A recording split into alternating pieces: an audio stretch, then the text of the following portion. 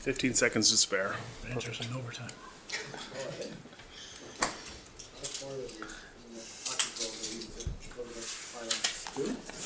So this is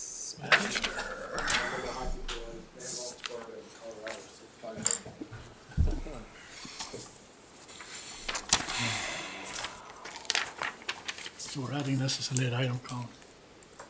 That's in camp. Okay, just part of that, okay. okay. Thanks, Sarah. Okay, everybody. Thank you and welcome back to council chambers. We're slowly getting there, one step at a time. It's good to have people here, so I'd like to call the meeting to order and start with the Aboriginal Acknowledgement.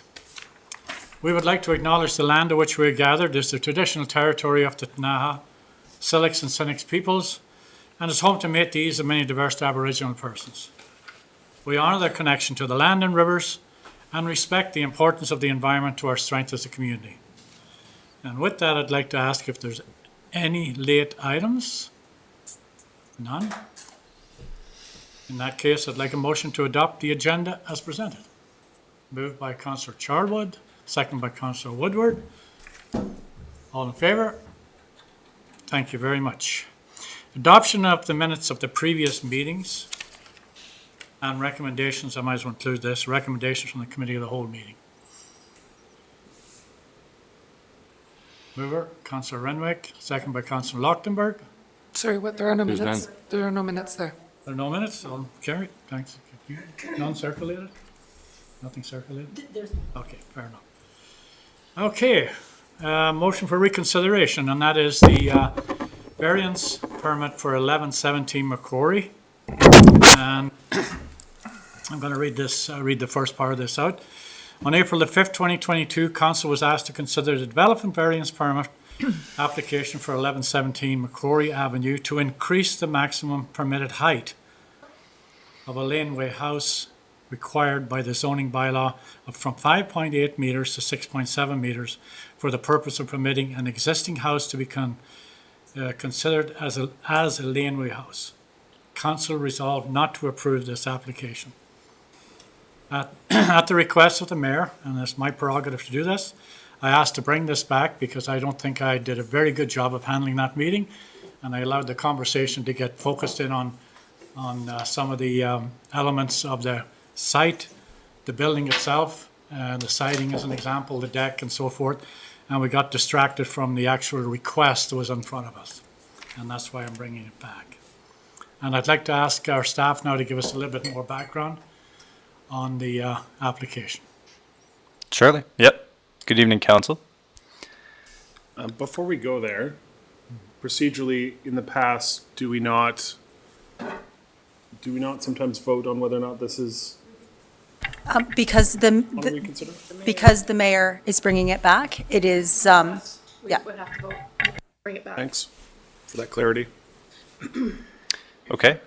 All right. So the same proposal stands for a development variance permit application for the relaxation of the height for laneway houses from 5.8 meters in height to 6.7 meters in height. So a relaxation of 0.9 meters for in order to consider the existing dwelling on the property at 1117 McQuarrie Ave a laneway house as it is existing today.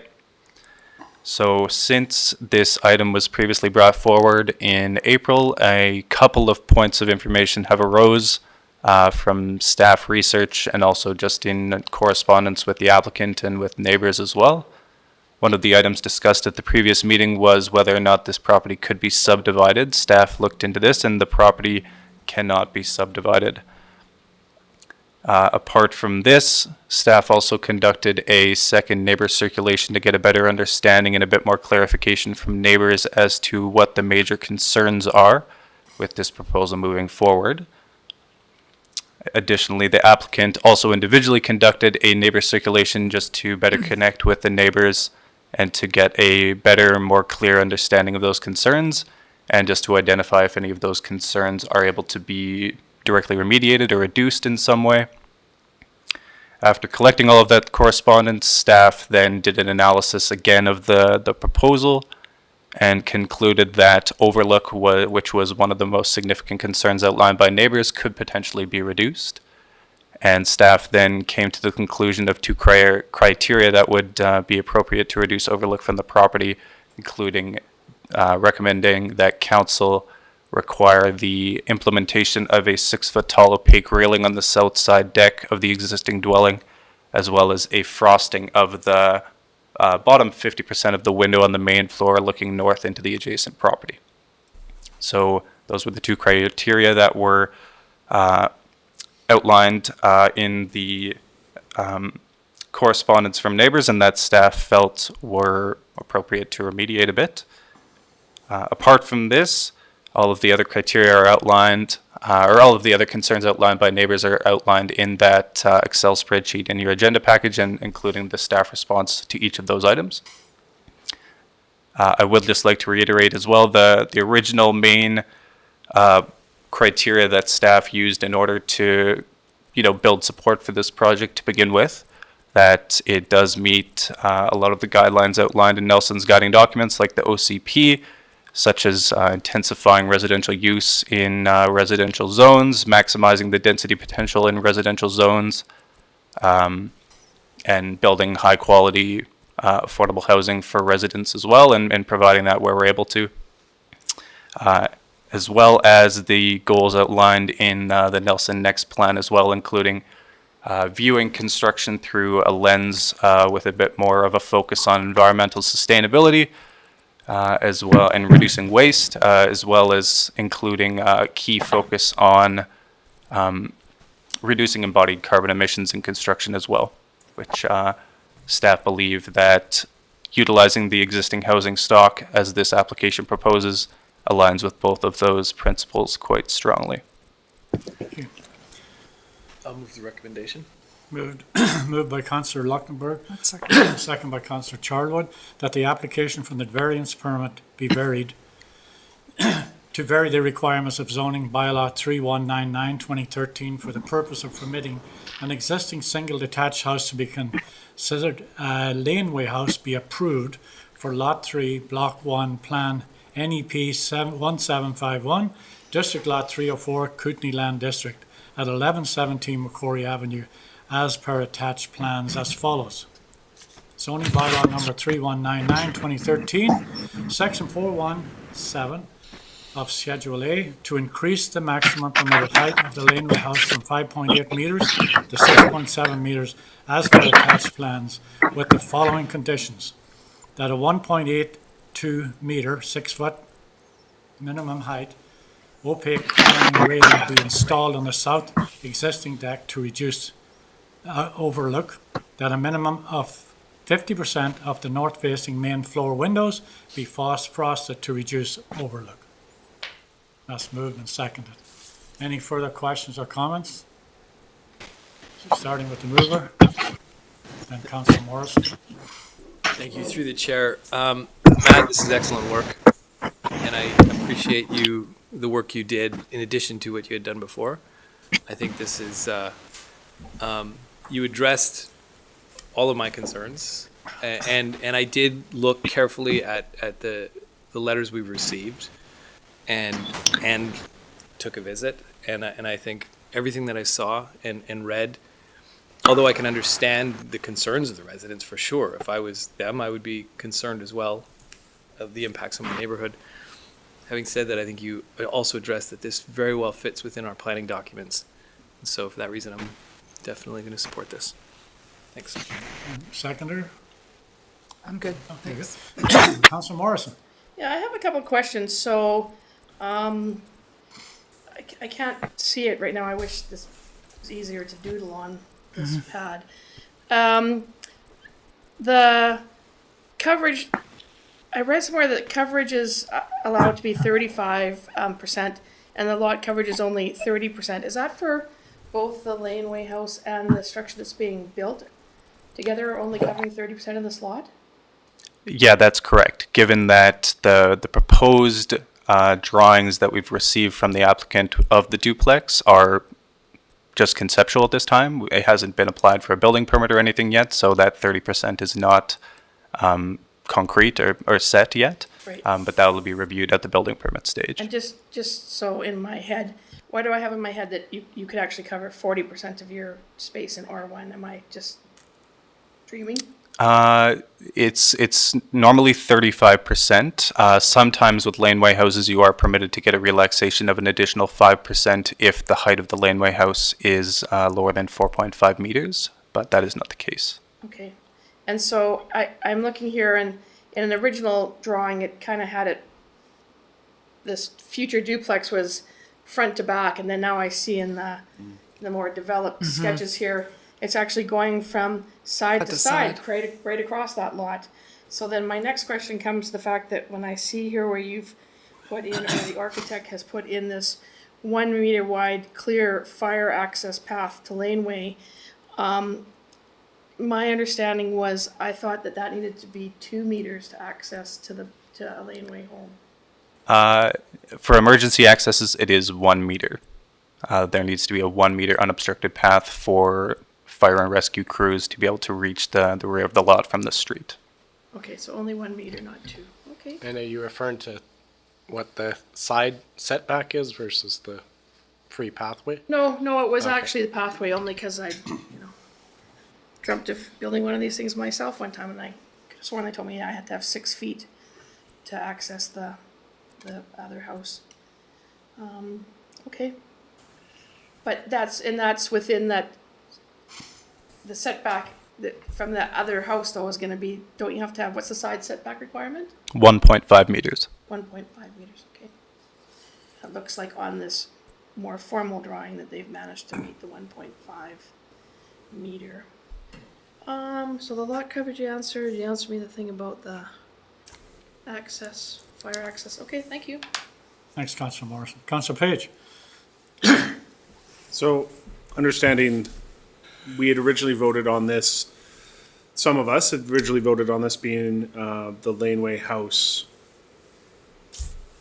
expecting it to be a lot smaller, right? That was, some of us got tied up in the subdivision conversation, but for me, it was the size of the house and what that enables. There are quite a few, as everyone who goes through uphill, there's a couple lots like this where we have homes set at the back that potentially could open up a precedent for making these changes. And when I look at this particular project, could they not possibly, potentially, to get tenantable properties, expand the existing building into something like a triplex? Is that an opportunity they have as opposed to having to develop a new building? That's a good question. A triplex is not permitted. We have triplexes in town in that zoning. It's not permitted. The lot allows 3 units, but the only way to do that is to either do a duplex and a laneway house, or a single family house with a secondary suite plus a laneway house, but not a triplex all within the same building. That's considered to be multi-residential use, which is not a permitted use in the R1 zone. So anything we have in the city has been grandfathered in. Okay. Yeah, there's different zones that would allow that. I know there's a handful of triplexes that are existed pre-bylaws, so those are grandfathered in. But as it is today, the R1 zone does not allow a triplex. Okay. Thank you. Thank you, Councillor Page. Any further questions? Councillor Renwick? Thank you. I voted against this last time. I'm going to vote against it this time. I believe that home is too big to be deemed a laneway house. And how fortunate for this fellow to have another month. I guess my question is, where was all this nice renderings and what have you a month ago? Like, really? If you're going to do something, wouldn't you do it properly and bring all the information to council at that particular time? So we've given this fellow another month to go around and make his case again. Meanwhile, there's people in that neighborhood that came forward with very good concerns, I think, about several things. And one of them is safety. I understand the police have been called. I think one of our principles in the city, or our strategic goals, is to provide safe neighborhoods. I don't see that happening here. Yeah, there's just, I went up there twice. I talked to some of the neighbors. I went up there at their request after hours at 6 o'clock to look at the parking. It's much like a blood sport up there, I think. It's awful. And we're gonna jam some more in there. I'm sorry, I cannot support this for a variety of reasons. First of which is, I believe that particular home is too high to be deemed a laneway home. Thank you. Further questions? Hearing none, all in favor? Opposed? Passes. Thank you.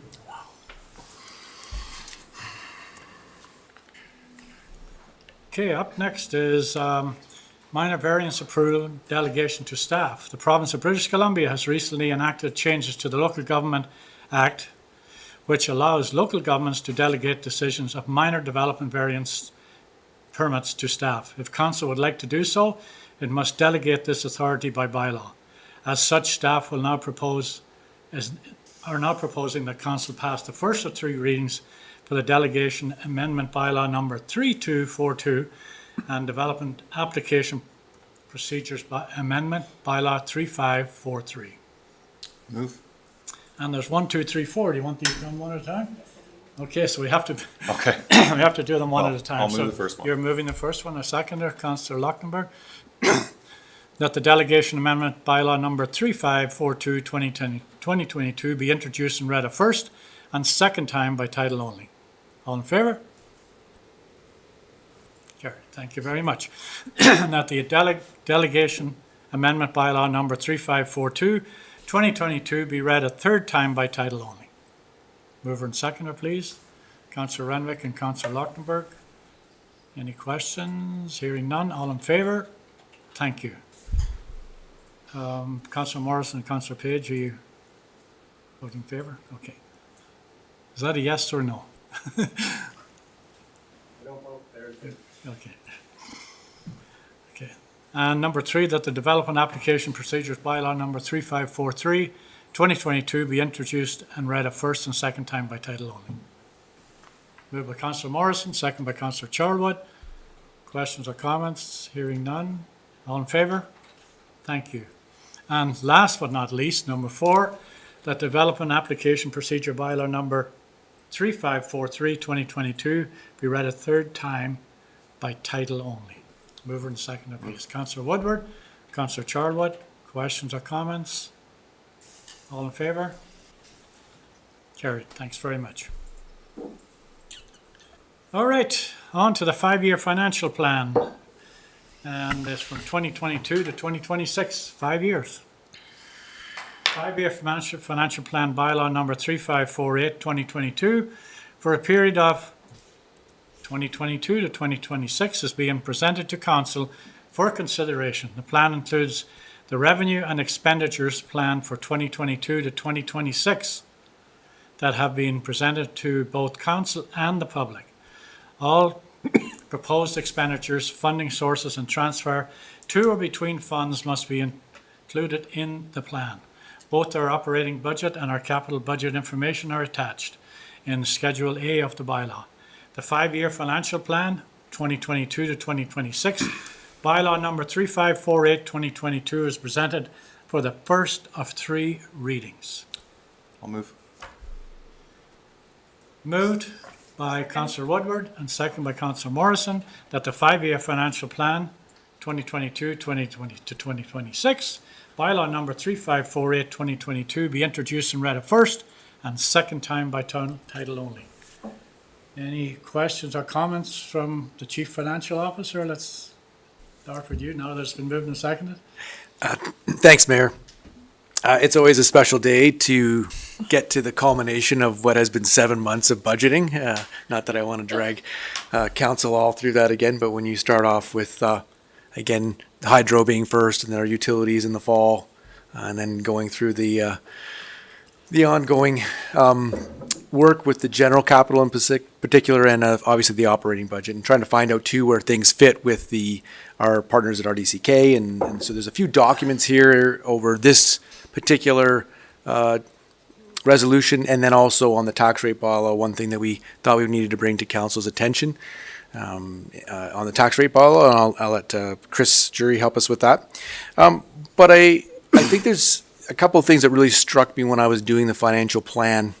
One in particular was when I was doing the capital component. And as I looked out over the next 5 years, we have on the books over $110 million worth of capital. And that's even at that last year, you'll notice that the sewer capital starts to go up. That's before we start tackling the $30 million STP upgrade. So I think about that in a number of different ways. One, yes, we have a number of projects that are grant related. We work really hard at the city to try to make the dollar go further. A bit tougher these days when you can maybe get grants that we're paying 75, 80 cent dollars, and inflation kind of cuts into that because the grant provider doesn't usually increase that. That's when the city needs to come to the plate. But also in looking at that is a real time of renewal. And again, we don't know what's going to happen on the grant for the Civic, but that's one of the oldest civic buildings ever, done in the province. And we have an opportunity there, if we're successful with the grant, to renew that building completely and do a deep energy retrofit. If we are successful, there's about $4 million, but that means that council is going to have to borrow for that project. But again, borrowing at rates that are quite reasonable when we think about history that will benefit the community for 50 years is just good, wise decision-making and good stewards of the dollars that we have. So those are one of the opportunities, or one of the things that I see. I also see, and I had the benefit of sitting in, and I'm an employee as well, but seeing the presentation that our CAO, Kevin Cormack, did with Emily, another one of our employees in the climate action team, did for AKBLG. Just the feedback that we've received after that, just the questions that came from the floor about what was happening with this product. And even for me, I know that there may be some people that are cynical about what that means if it goes out to our community and the plan that we have. But I sit amongst a group of people, not all of who I would say are climate champions, not that they're not against climate, but that are not all climate champions. And yet they rave about what this has changed and how that has removed major weight and waste from our garbage stream. And think about if we can do that on 5,000 homes. The precedent for that and a change in how we do things, instead of just having a truck every week go by every single house and pick up your rotting compost, what that'll be like in the summer, not doing that. And I know that people maybe are angry, that's the way to do it.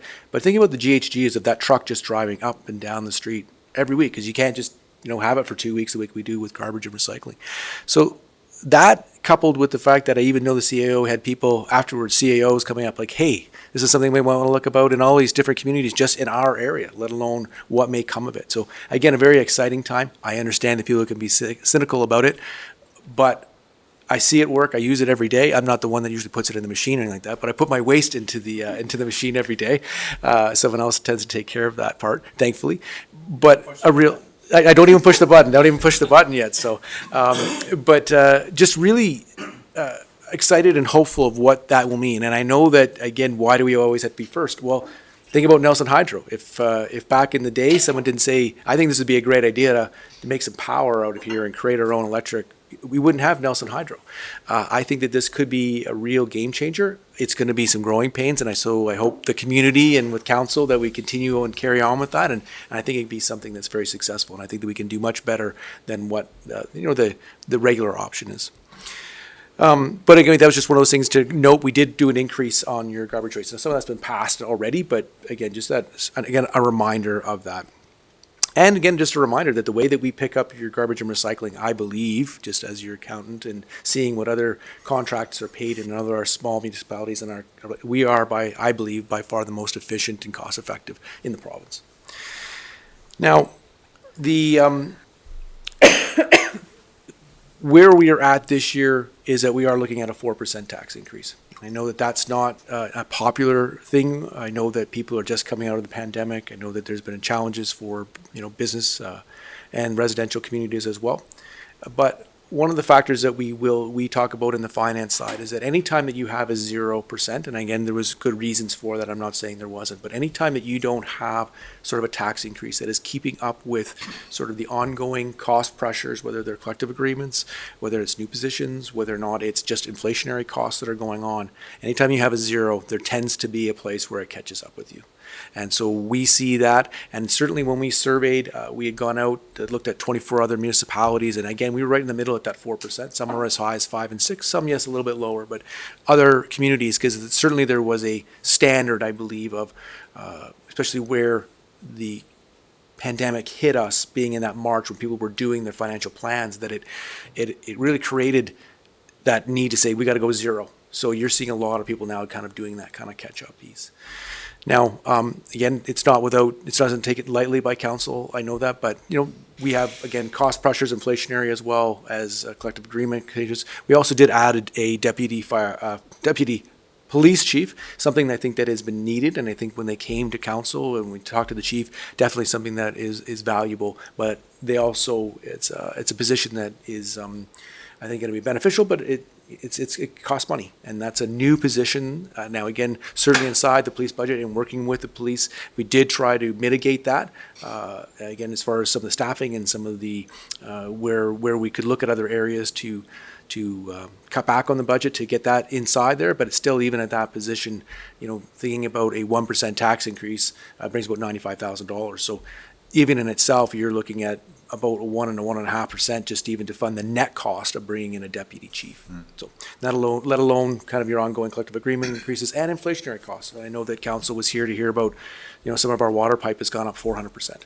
So again, we try to do our best to negotiate that and find better pricing, buy more maybe at the same time. So we take those into consideration.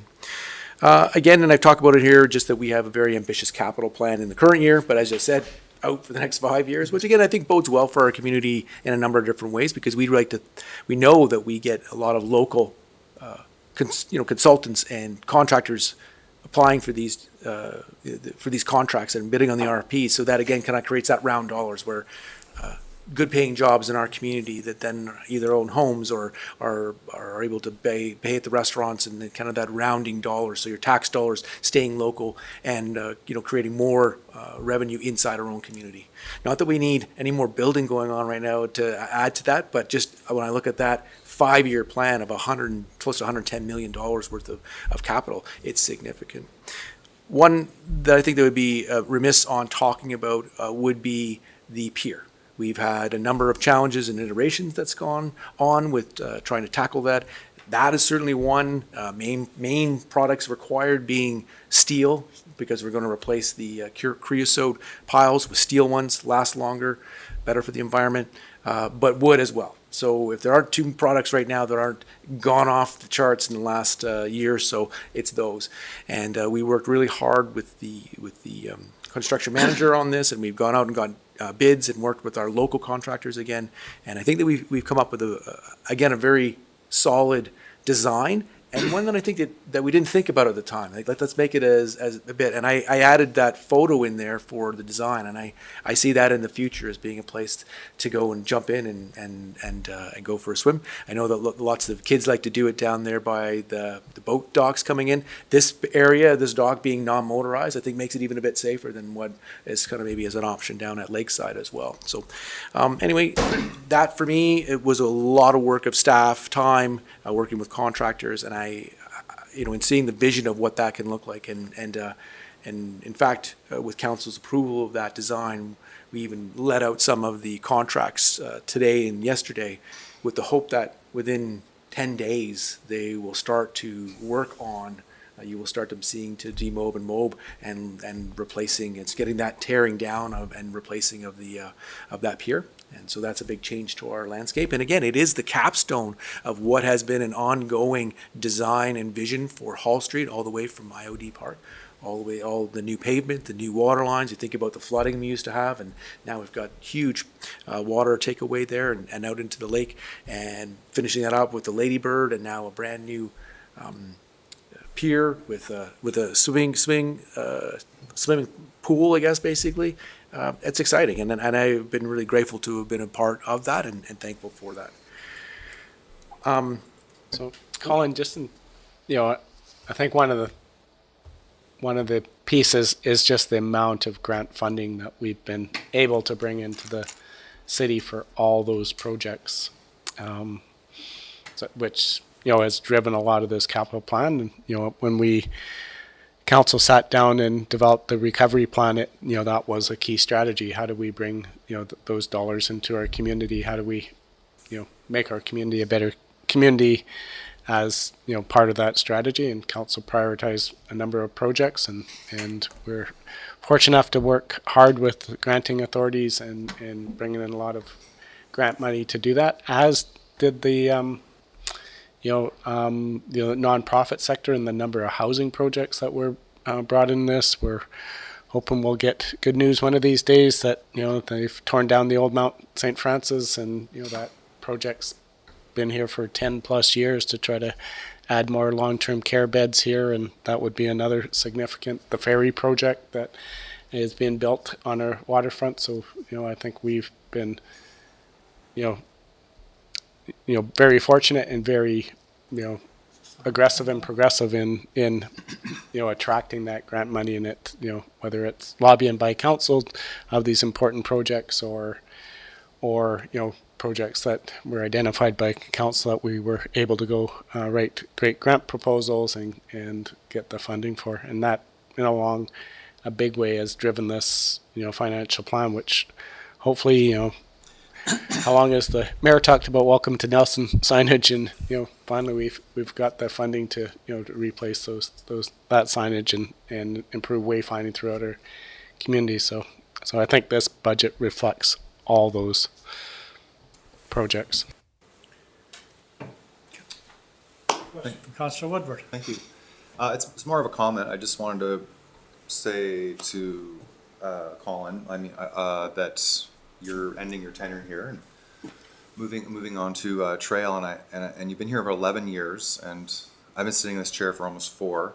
And I just want to say that something I've learned about the importance of capital reserves, because I don't know if the people know too much about capital reserves. I didn't know a lot about them, but the way I view them now is they give this buffer zone that as you build them year over year, you can keep your taxes in a very low rate, because you aren't all of a sudden having a giant cost which you didn't have a capital reserve for, and so taxes have to go up a lot. So I just wanted to say thank you for your laser focus on capital reserves to make sure they're healthy, so that as we move forward, we can, if taxes need to raise, they can be raised in a very smooth way rather than big leaps and bounds. And we have that that backs us up as a city.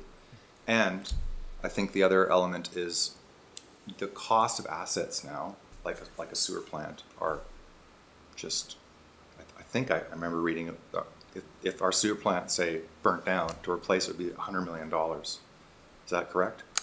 Again, possibly. I mean, again, even on the design we're looking at, I think they're talking between 30 and, and that's kind of using probably some existing components. We haven't seen the plan yet, but yeah, I mean. So it's a considerable amount of money, or actually I would say it's an extremely huge amount of money. So I just wanted to say thank you for your work over the last decade, a bit, to make sure that we're a sustainable city and we have good capital reserves, and we try to keep our taxes as low as possible without sacrificing our future sustainability. So thank you. And thank you for that. And to be clear, sort of inherited a lot of the planning here, and it also takes a council that's willing to continue with the plan. Again, in the day when they had to double the rates for water and sewer, that I wasn't here for that. Someone else had to bear the brunt of that, and some of the council mayor there. But to see the progression of where would we be if we didn't? Right? That's sometimes the part that I see. And you're right. And again, when you're thinking about ongoing inflationary type increases, while we look at, totally revamping our sewage treatment plant, right? So to think about being able to do that, and yet, yes, inflationary, and yes, it goes up a bit each year, but trying to keep in line with that, but not having the major spikes. And that, again, speaks more of a testament to council and to the, to previous individuals that sort of had this plan in front of council. And also, as the CEO spoke about, with the grant funding, part of that is driven by the planning, right? We don't, if you think about Hall Street, how much grant money that has gone into that project, each different section, again, that took a plan that was a visionary that was looking out something over 10 years, and we're, getting to the end of that. But grants have paid for a major part of that. So again, that investment of having that strategic priorities visioning by the council, and then having someone get out and get the planning on what we need to do, and tying it into some of the challenges that we're seeing for like climate change and making our community more resilient. So just wanted to end on a couple of things, just because I think it's always important. When you look at the budget for 2022 on your, again, we classify it as a single-family dwelling average home. The average home went up 26%, and it's always, again, a reiteration to the community that because your assessed value went up 26%, your taxes aren't going up 26%. Now, what happens there is that we always adjust the mill rate, which is the number that we attach to the assessed value of your property to get to the number that we need for taxes. And if it's at, say, 4% and house is double, then we would move that to 2%. And that would be our starting point. So we always drop what that mill rate number is to equate to what's sort of the average increase that's happened in our community. And then from there, we will add that to 3-4%, whatever the tax rate is. So in 2022, for that average home, now sitting at $636,000 in Nelson, property taxes themselves at that 4% will go up $68 or just under $6 a month. Water rates, again, as we talked about there, being more on that inflationary of 2% and then 1.5 for sewer rates. You can see that equates to $7 and $10 each. So that's $17, again, combined at just under $1.50 per month for your, again, utilities. One bigger lift there is that $25 that we've put in for council to get us on our plan for this organics diversion with the food recycler. So again, a combined amount for that average home. We know that very few would fit in that exact category, but that's about $110 a year or less than $10 a month sort of increase for what's being offered. And one of the things that's been interesting, people have asked me about Nelson and what people, what do our residents or course probably don't know, and I really believe it's they don't understand, they don't realize the value of what your tax dollars get you. And when I say that, it's being able to have someone provide beautiful parks. It's having a group that you're able to take care of the snow, deal with their snow clearing and sidewalk clearing, the corners on Baker Street, cleaning them up afterwards after a big snowfall or even after the sand's been down, so our spring cleanup. On top of all that, you've got a youth center you can take your kids to. We also obviously heavily support the library, so that's again a big component that's part of our community. The God forbid, but you need an emergency. We have a fire department and a police department that are right here in our community, professional, our staff, our members, our community, and they will be at your home in a flash. And that's all inside what's being collected for your tax dollars. And again, even with me, I have alluded to this, and maybe see it on the paper. And again, this is not everybody, but what I pay for my home internet and mobile phone for my wife is about the same amount as what I pay for my municipal portion of the taxes, not saying all the taxes, but my municipal portion of taxes, and the water and sewer and resource recovery rates. So I think about that. So I can be on the internet and I can surf it and I can have a phone to call people, but that's all I can do with that. What you're paying in that same amount monthly allows for all of what happens in our community. And so I think that it's a good value that people don't recognize, that if you had to get that individually from different spots, it would certainly cost you a lot more. Not to be lost, but again, to the... Cancel the internet, you know that. Well, I don't know, you don't have teenagers. Mayor, you do not have teenagers at home. So that's maybe not I might be calling the protective services if I was to cancel it. I also, it's important too, on the commercial property, again, did notice that there was unlike previous years, just after COVID, where you really saw housing prices kind of go up. You saw a lot of commercial properties drop, many of them because a BC assessment deals with housing on what's been sold, similar homes in your community. Commercial is driven off of usually a revenue. So if you're renting it out, or you are say a hotel and you've got rooms and what's happening with your revenues, that has a direct correlation on what the value they will put on your property. And so, we did see a real drop in 2021 assessed values, and even though there was a slight increase in residential, but then both of them this year up 26% for residential, 23% for commercial. So it really speaks to the value that's not just in Nelson but across our community. And that was all that I had to speak. Oh, actually, I lied. There's two other things that I wanted to note because it's in the plan. We go through the 10-year capital plan. One of the things that I wanted to point out was there's a couple of changes, and I marked them in yellow, and hopefully council saw that. There's very kind of minimal change in some aspects on the overall funding and or how we've discussed how we would fund it. And one is that Silica Lane Bridge, which is down by the Cottonwood Market there, can't get the lumber. And, actually I shouldn't say that. They said that they get the lumber, they couldn't get us until September or October.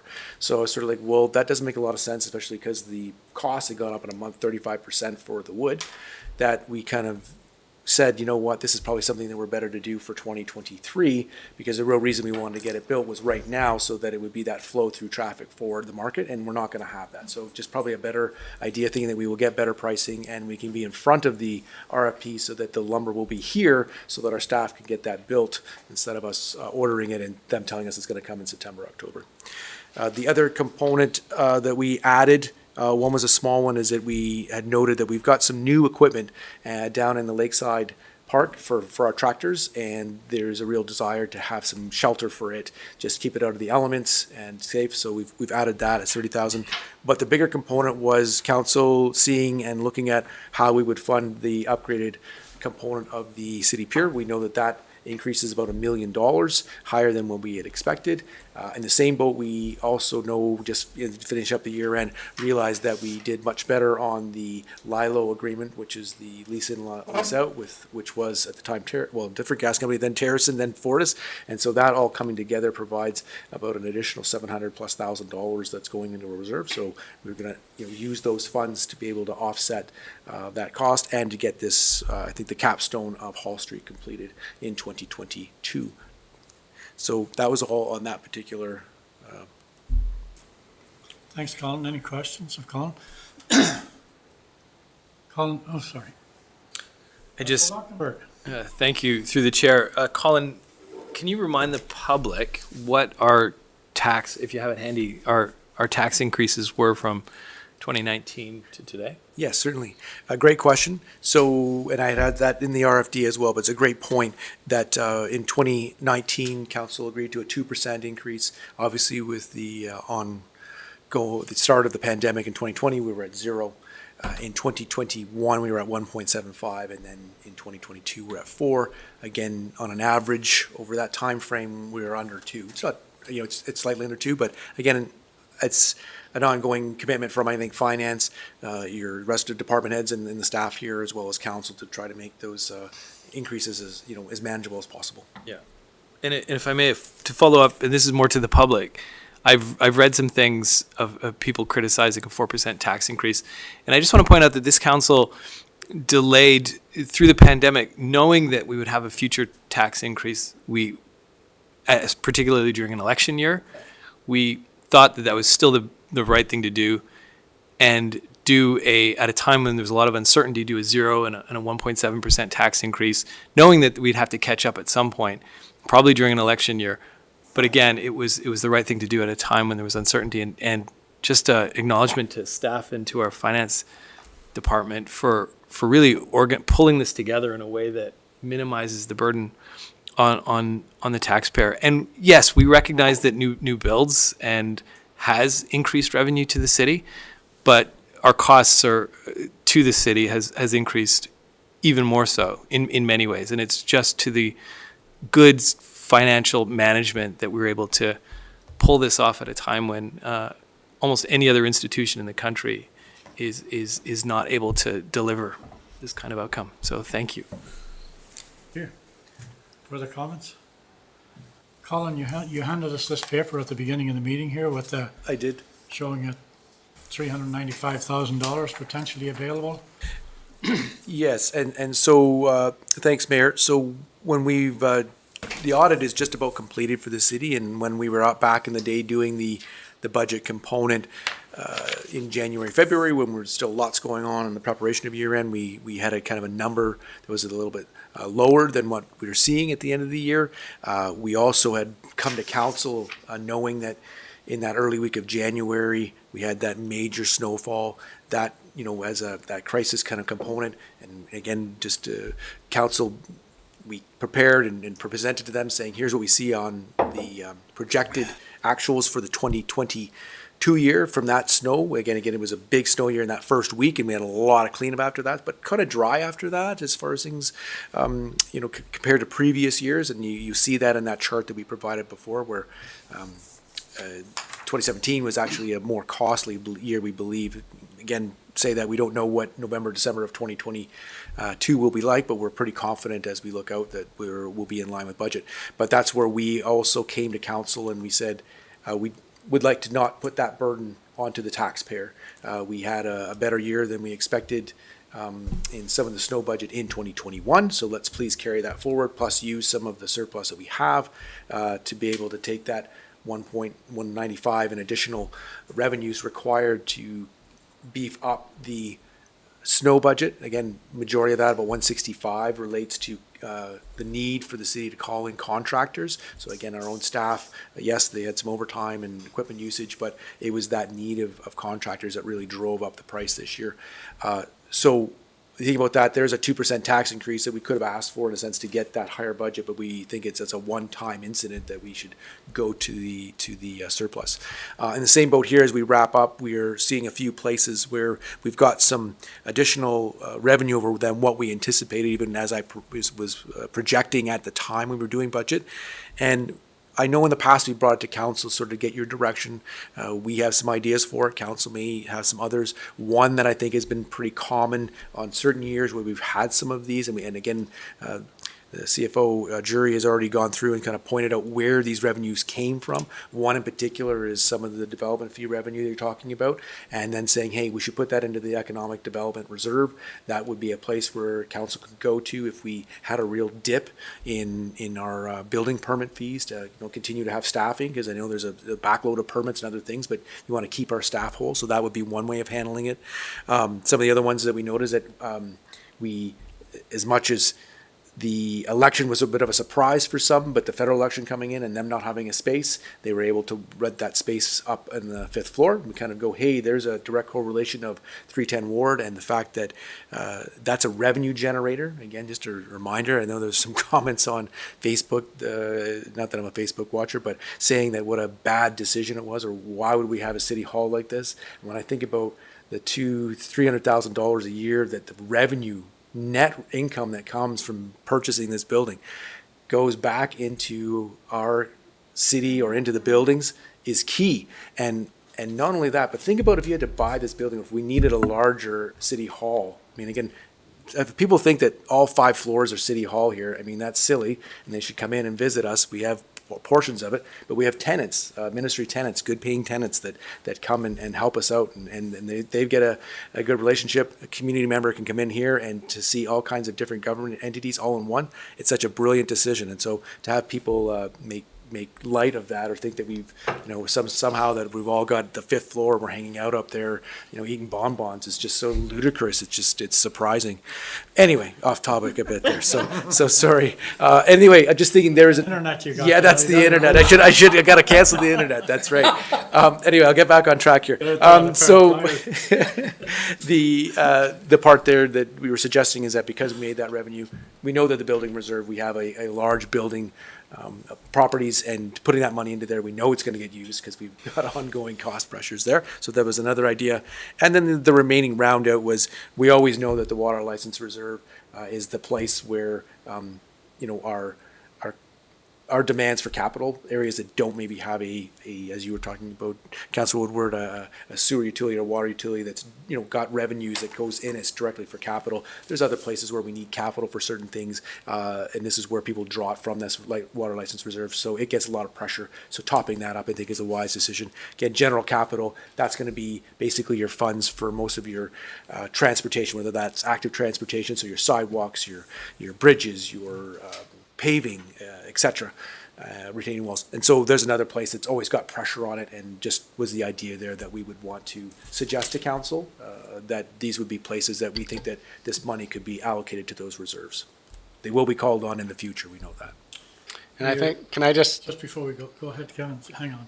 Yeah, I just want to just make sure everyone's clear. Like, this is one-time funding. We had these surpluses, either higher revenues that were one-time higher revenues, or one-time lower expenditures. For example, with the pandemic, our general government expenditures was down quite a bit. There was no travel to conferences. None of that happened over those 2 years. So that's why, that's a one time, we're projecting we're going to get back to normal. A council will go to the UBCM in person and those things again. So this isn't ongoing additional revenues. This is a one time, and that's why as staff, we always recommend you put them into a one-time thing, a reserve that will be spent on a project. We recommend against using that to defer operating costs, because those operating costs are going to come back next year and we have no revenue to fund them, and we're going to have to increase taxes that next year to fund them. So all you'd be doing there is deferring those taxes to a year in the future, and we just don't think that's good financial planning.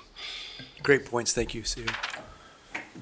Okay, Councillor Woodward and then Councillor Luchtenberg. Councillor Morris.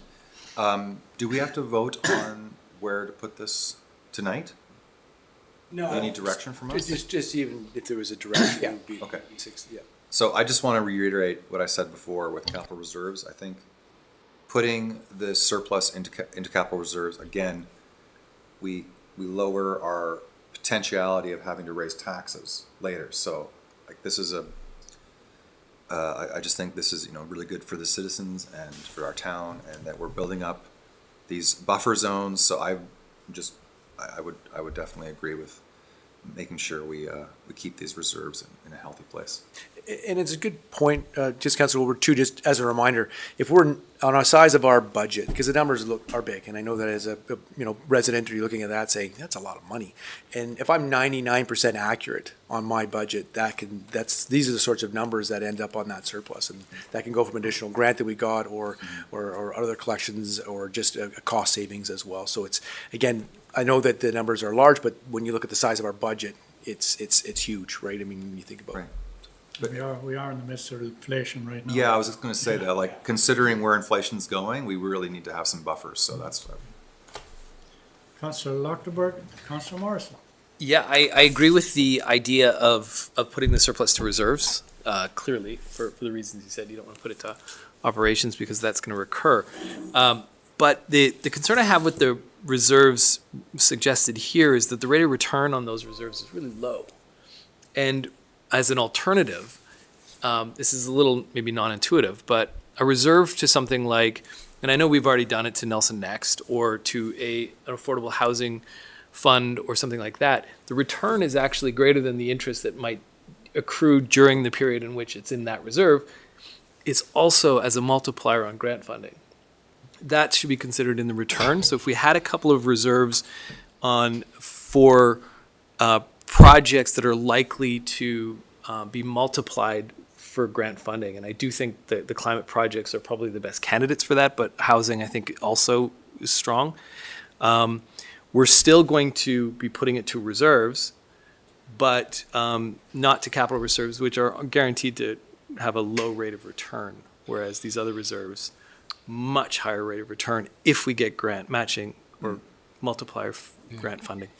I'd just say, for example, on the storm system, we've applied for a grant of about $4 million on a $6 million project. So any we use any of these reserves to try to, I guess, bring in, 80-cent dollars or 60-cent dollars. So I wouldn't get hung up on exactly what reserve they are here. If it's in the water license reserve, that's a pretty flexible reserve. It can be used for many different projects, and so I wouldn't get concerned. We always use our reserves to try to leverage. That's how we get our grant. That's how we get our matching without necessarily having to go out to borrow, which most communities are going out to borrow for their share of it. We have, that's how we made, the Hall Street Pier project work. That was, we are able to deliver that project. We would have, as spent our money on just, redecking what we have now. We were able to leverage that to a whole new project. So don't take this as it must be spent on pavement or whatever.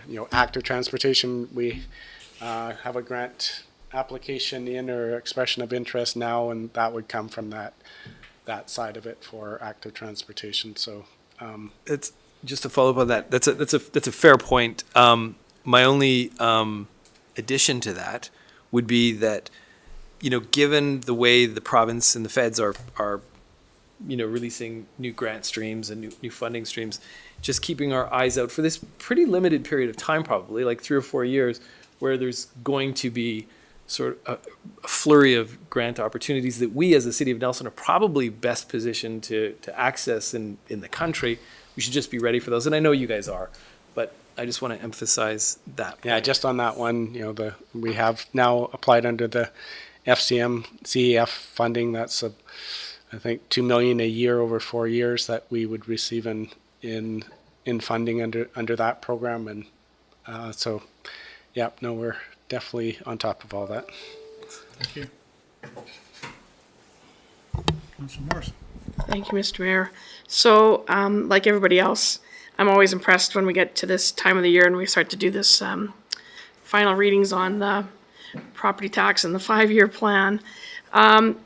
What you haven't mentioned is the fact that we pay a lot of money that we collect the tax for that comes on the bill that isn't the City of Nelson taxation. And so, and that's always the problem when your neighbor phones you up and says, I watched that thing or I heard and it was only going to be 4% and I calculate this and this is way more than 4%. And it's like, well, then look at the other lines. And I'm just looking at, I don't know what page this is, page 11, I believe, of the overheads here in terms of, so we had the 4% increase in municipal property taxes, but I believe we had a 7% increase in taxes that we have to pay to the regional district of Central Kootenay. And then there's the hospital board, and of course we all want to support our hospital, but we do pay, as residents, 40% of the capital costs of any capital programs that the hospital district is undertaking. So that's, I think, often people don't realize the level. I mean, that it's 40% of projects, not 4% or 10%. It's a substantive amount. Just so, that's for the region too. That's just for our regional area. And then we have MFA, and they only ask for $1 every year, but that's because they're a taxing authority. They don't ever want to lose that because they are kind of they're the ones that loan us money that when we need additional funds and we have to borrow money over time. And that pertains to every city and regional district in the province. That's where we borrow from, is from the MFA. And if for some reason everybody was about to default, one of the things the MFA is that they could tax everybody even more money to cover their losses. So it's in theory, it's always good to pay the bank so you don't get repossessed. And the other thing is school taxes, which have again gone up this year. So I look at this page that you have here. And so municipal property tax net change on your example of the $636,000 home is $68. But when you add in all of the other things that we collect to get dispersed out to other agencies, it's $164. So almost $100 more in taxes that go to other jurisdictions. So I think that's important for people to keep in mind when they open up that tax bill in another when will they go out? 3 weeks, and sometimes it takes my breath away. So, You're just a bit ahead of us, Council, that's all, because that's the next tax rate bylaw slide. So you're just. I'm on the wrong handout. You're on the right conversation. Yes, right conversation, there, yes, yeah. Any further questions? Hearing none? All in favor? Carried, thanks very much. Up next is the tax rate bylaw. Each year, sorry? Third reading. I'm sorry, I beg your pardon. Oh, yeah, okay. That the 5-year financial plan 2022 to 2026, bylaw number 3548, be read a third time by title only. Councillor Renwick and Councillor Charlwood. Questions or comments? All in favour? Thank you very much. Now we can go to the 2022 tax rate bylaw. Each year, City Council approves a 5-year financial plan which establishes the annual budget and priorities. The tax rate bylaw is also required in order to collect the appropriate funds for the finance these activities. The tax rate bylaw supports the initiatives of the city's 5-year financial plan, therefore supports the city's corporate objectives. The annual tax rate bylaw number 3549/2022 is presented for the first of 3 readings. Colin, did you? Well, actually, I'd like to, if I could, ask Chris Jury come up. He's the one that is up responsible there, for the Chris, taxes. I let him have the dirty work. Yeah, let him right, do so- the dirty work. Might as well get used to it. And I'll let him go over some of the charts. I think it's quite telling, again, some of the graphs even on, and it sort of speaks to what we talk about when you look at how far up assessed values have gone. But then you also see that the tax rate has dropped, like the mill rate as well. So just again, I think it's a good visual for people to understand as it goes up that this is coming down. And particularly, we do want to discuss sort of, and I'll let Chris get to it, but just the whole concept, and we know that we are different than our regional district partners, but when they kind of say to us, or you see on their sheet that it's a 3.6% increase in the overall amount of what they collected from us, one of the challenges at the provincial level is that they mandate out what the multiples are. And so they don't kind of say like, hey, wait a second, we noticed that we want to keep the sharing ratio of who's paying what similar, because that's sort of what we do at the city. We adjust the multiples to make sure that we, if residential housing goes way off the charts and commercial goes down, we try to make that match so that we kind of keep that same amount. They don't do that. And we really saw the effect of what was kind of a reallocation of taxes, the regional district, with the fact that the commercial and the residential properties went up in assessed value, but utilities didn't. And so that actually meant that they still pay a good chunk of tax, but that increase sort of caused what would have been at the table presented to our, our director that's there. Again, thinking about, yes, the increase as a dollar amount is that amount, but because of how the province sets out the multiples, it's actually a 7% increase to our residents, and a little, and again, with commercial and residential being similar in assessed values, not much has changed there for value. But all that we do at the city at a 4% tax increase comes across, and that's $68, and they're not quite half of what we're at, and it's a 7% tax increase to our residents, and that's $48. And so, again, great point from Councillor Morrison that when you open up that bill, it just says City of Nelson on the title of it, but we collect on behalf of all these other groups. So I will be quiet this time, and I'll let Chris take over. So I'm sorry. I actually don't have much to add to that. That's pretty much it. Thank you very much. Thanks, Chris. See you next year. No, and I think Councillor Morrison set the stage nicely there, because that's exactly the I guess the point I wanted to make is that yes, the municipal taxes that we have this discussion on, and we went through the whole 5-year financial plan, is actually just under half of what that overall tax bill is. So I think it's important to sort of note what those other tax increases are that residents will be seeing. And that is not unique, I guess maybe it's unique, the municipal side is unique, but that when we come up with a 4% tax increase, we're able to have those multiples float among the classes. Whereas with the regional district, theirs is set up like Colin was mentioning with those fixed multiples. So if residential goes up and utility, which is what sort of happened this year, that class 2 utility stays flat, the residential's picking up more of that tax. And it's the same as we talk about, it doesn't matter that your property went up 26%. It's more, how did it go up in relation to your neighbors? It's the same in this case, that, if the residential goes up more than the class 2, you're picking up more of that tax increase. So, I think it's just important to note that typical house is not going to see that 3.6% increase. They'll see something a little bit higher there, more along the 6% range. Same with the school taxes. They've gone up quite a bit. That one table that Councillor Morrison was pointing to that shows, the $68 change for municipal taxes, and it's $164 total.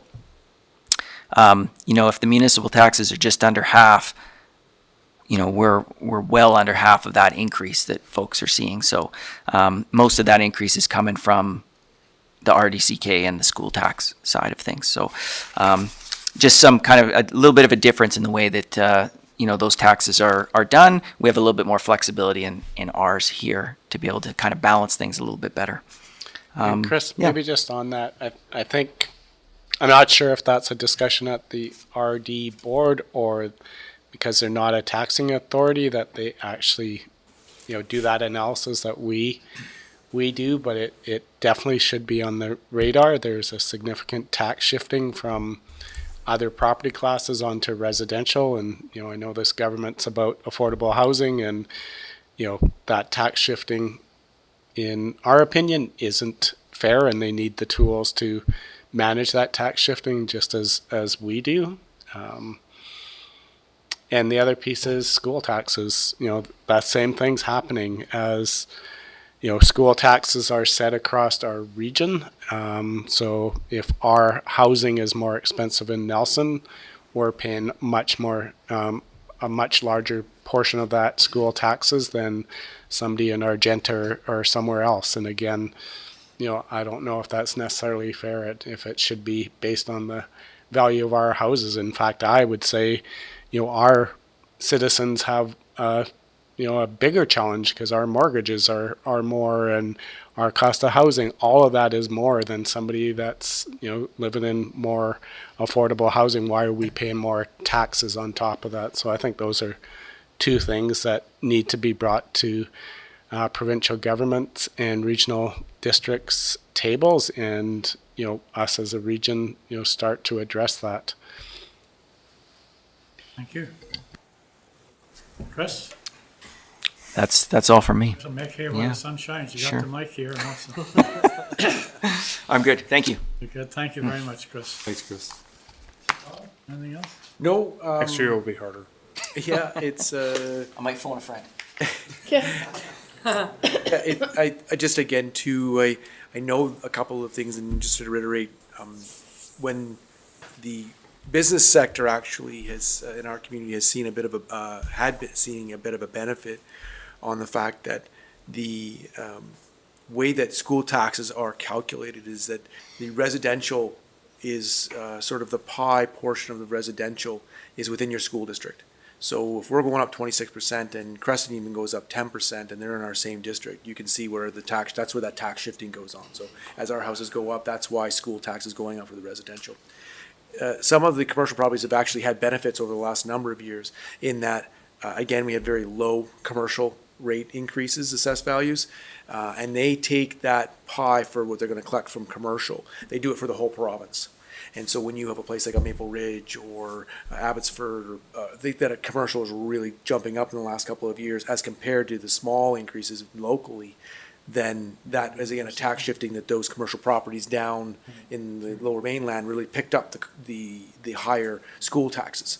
So that gave them actually a lower school tax even if their assessments had gone up. So different than the city on the residential side. So again, I just was noticing that pretty stiff increase both on residential and commercial for school taxes, which again to me, when I think about the floods, I think about fire mitigation they want to do, the coffers of the province for all that they've lended out.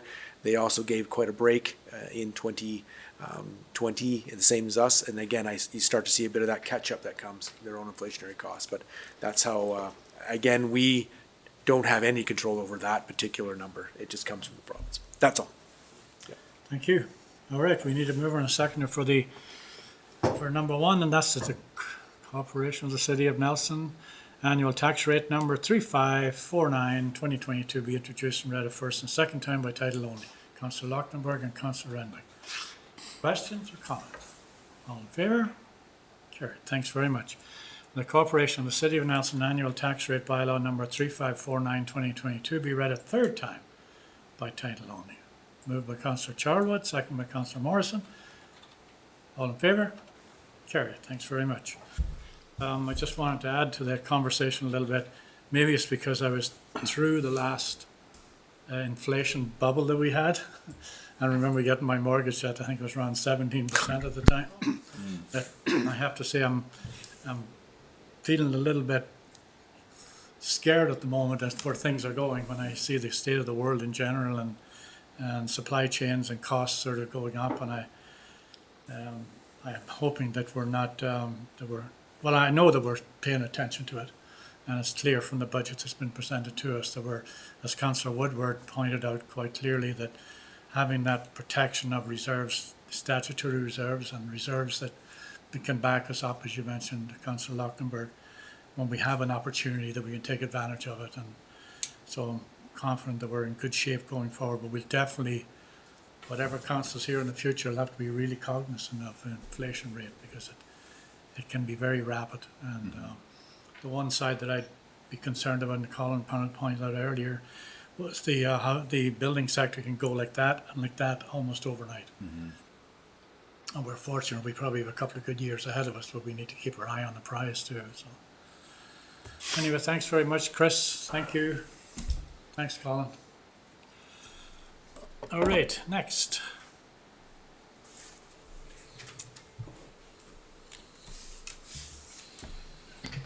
Public notice bylaw. This is really exciting stuff now. This is, yeah. You can stick around if you want, but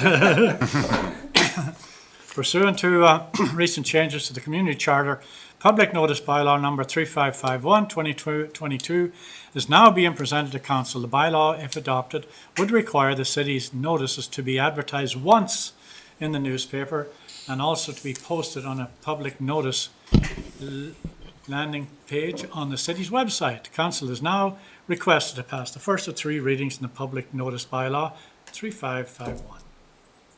I'll move. Second. Moved by Councillor Woodward, second by Councillor Morrison. All in favour? Thank you. And number two, that the public notice bylaw 3551 2022 be read a third time by title only. Moved. Moved by Councillor Morrison, I heard you first, and second by Councillor Renwick. All in favour? Can I just? Go ahead.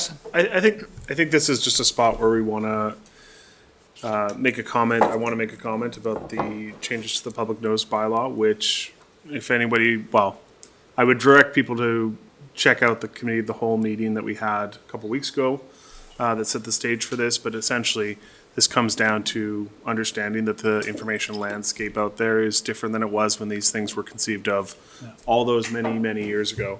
And so now that we have some additional flexibility within where we need to be posting, we can put notices where people and users are in the internet today and loosen up the requirement that it must be in the paper, which of course, even just in the 15, 16 years I've been here, the landscape of the local paper industry has completely changed, where we used to have two almost daily newspapers that turned into two weeklies that is now one weekly. It just makes sense that staff is provided the flexibility to figure out where the greatest amount of the community is and direct notices and spend money in those locations just to make sure that we, and the report obviously speaks to this, make sure that the most number of people are made aware of the relevant information that they need to know for the development works that are going on within the city and the other reasons we may want to post notice. So that is where the change is going, and it should be a benefit overall to people getting notified. Thanks very much. All in favor? Carried, thank you. Okay, farmers market fees. And this is fairly self-explanatory. At Council's April the 5th, 2022 regular meeting, Council passed the first of 3 readings of the Fees and Charges Amendment, Farmers Market Fees Bylaw. The bylaw amendment formalized the vending fees charged to those occupying vending stalls at the market. Council is now requested to adopt the bylaw as amended. We need a mover for Councillor Renwick and Councillor Lochtenberg that the Council finally adopt the Fees and Charges Amendment, Farmers Market Fees Bylaw number 3547, 2022. All in favor? Carried. Thanks very much. Looking forward to see that market going. When is the first one? This Sunday, we have the garden market for Mother's Day. Mother's Day. Garden market. this Take Sunday your for mom to Baker Street. Yeah. I'll be on the plane to Ireland at that time. Oh, so. yeah, that's right. All right. Next is the Municipal Officers Bylaw. Staff is proposing a minor housekeeping changes to the Municipal Officers Bylaw, which is timely as a new financial officer must also be approved. Staff are now presenting Municipal Officers Bylaw number 3550, 2022 to Council for the first of 3 readings, and also requesting a resolution appointing the city's new financial officer. And the number 1 is that the Municipal Officers Bylaw 3550, 2022 be introduced and read a first and second time by title only. Councillor Renwick, Councillor Woodward. All in favor? Thank you. 2, that the Municipal Officers Bylaw number 3550, 2022 be read a third time by title only.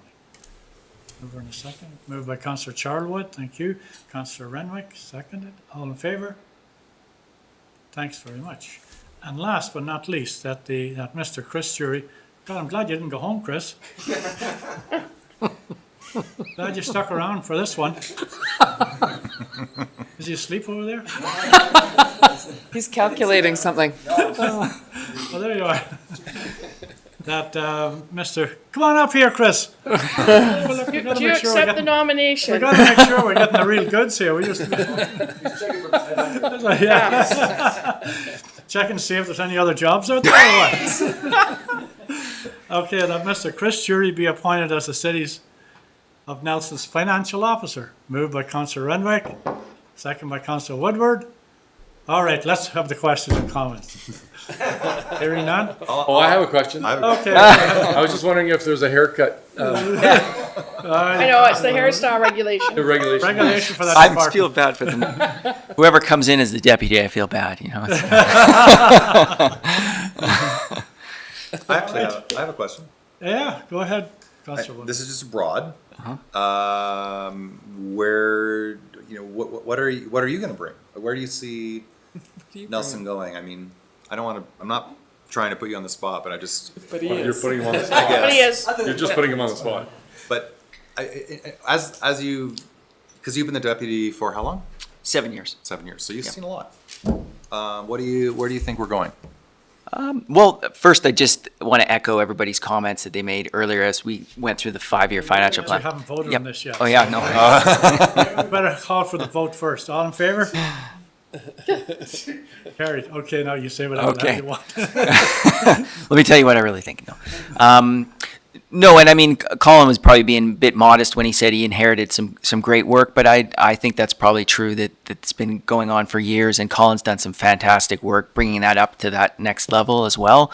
And just working with him has been a really great experience for me. And I just want to continue that great work that we've done, and I can see in the horizon, these big projects that we talk about that are coming, and they are going to come. So just making sure that we're kind of in a good place, we're geared up, and we're ready to be able to tackle them when we get to them. Yeah. Thank you. Welcome. Thank you. Good. Thanks, Chris. Thank you.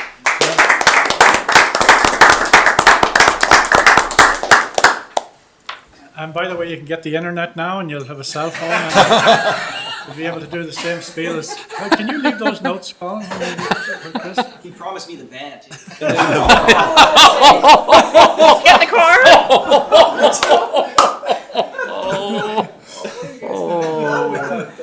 I know. I don't know if that thing's gonna make it. Well, I can't drive the trail, so he's gonna have to buy a new car here anyhow. I don't know if that's a good thing or bad thing. I agree with you, Councillor Page. Probably take transit. That was part of the agreement. You had to take the van. I take the van with me. All right, we're on to the City of Nelson. Oh, man, this is a long agenda. It really is. Sarah. We're only an hour. We're only an hour into it. Thanks, Gabe. That's how we support each other. Heritage, Blame him. You need that fun director. That's a fun director. We're on now to the Nelson Heritage Master Plan. The City of Nelson was awarded funds by the Heritage by BC in July 2019 for Phase 1 and June 20th for Phase 2 to hire an external consultant for the creation of a Heritage Master Plan. After 26 months process, the Heritage Master Plan is being presented to Council by Denise Cook Designs. All right? Excellent. Council is now requested to approve the plan and direct staff to create the implementation plan over the course of 2022. And there is a recommendation in front of us. However, I think we're going to hear from you. I think Joy's going to present, and then Denise Cook is going to present. Presenting. Yeah. Okay. Sorry, I didn't know you were up there. Hi, everybody. How's it Hey, going? Joy. And that's Denise there, right? And James. Yeah, we have Denise, we have James. Yeah, excellent. Cool. Welcome. So I'd just like to begin by thanking the Heritage Working Group for their support of this project and their work in making it happen.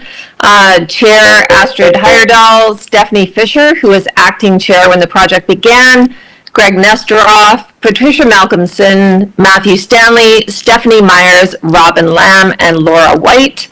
And additional support from Rhiannon Barber and Sebastian Arcand has been instrumental in making this project a reality. So the Heritage Working Group identified the need for the city to create a comprehensive heritage master plan to research and define a vision to protect heritage resources, provide prioritized strategies for the identification and development of our heritage initiatives, complete statements of significance as previously identified in the city's heritage register, and set out a framework for implementation. I was directed to seek funding for this and applied for 2 grants through the CBT's Heritage Museum and Archives program, administered and managed by Heritage BC. We received a total of $58,000 and in July 2019 hired consultants Denise Cook and James Burton. Denise, a registered heritage conservation planner and consultant with a background in landscape architecture, has worked on numerous heritage projects in communities across the province, including Nelson's 2011 Heritage Register. James is a registered architect and partner at Birmingham and Wood Architects and Planners, whose work often focuses on the conservation of heritage buildings. The Heritage Master Plan they will present tonight outlines opportunities to retain and improve the city's heritage assets and provides a toolbox of implementation options which will be assessed and prioritized by the Development Services Department in consultation with the Heritage Working Group. Welcome, Denise and James. Over to you. Oh, Denise, you have to turn your mic on.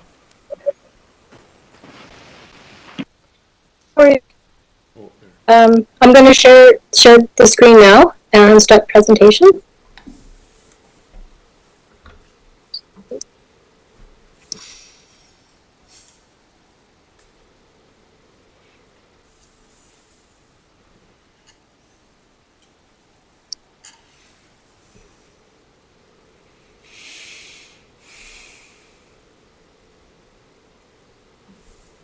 There we go.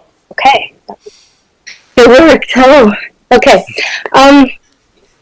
Hello, members of council, and good evening, and thanks for having us here to present the Heritage Master Plan for the City of Nelson. We're actually really excited after such a long time to have this opportunity to present it to you.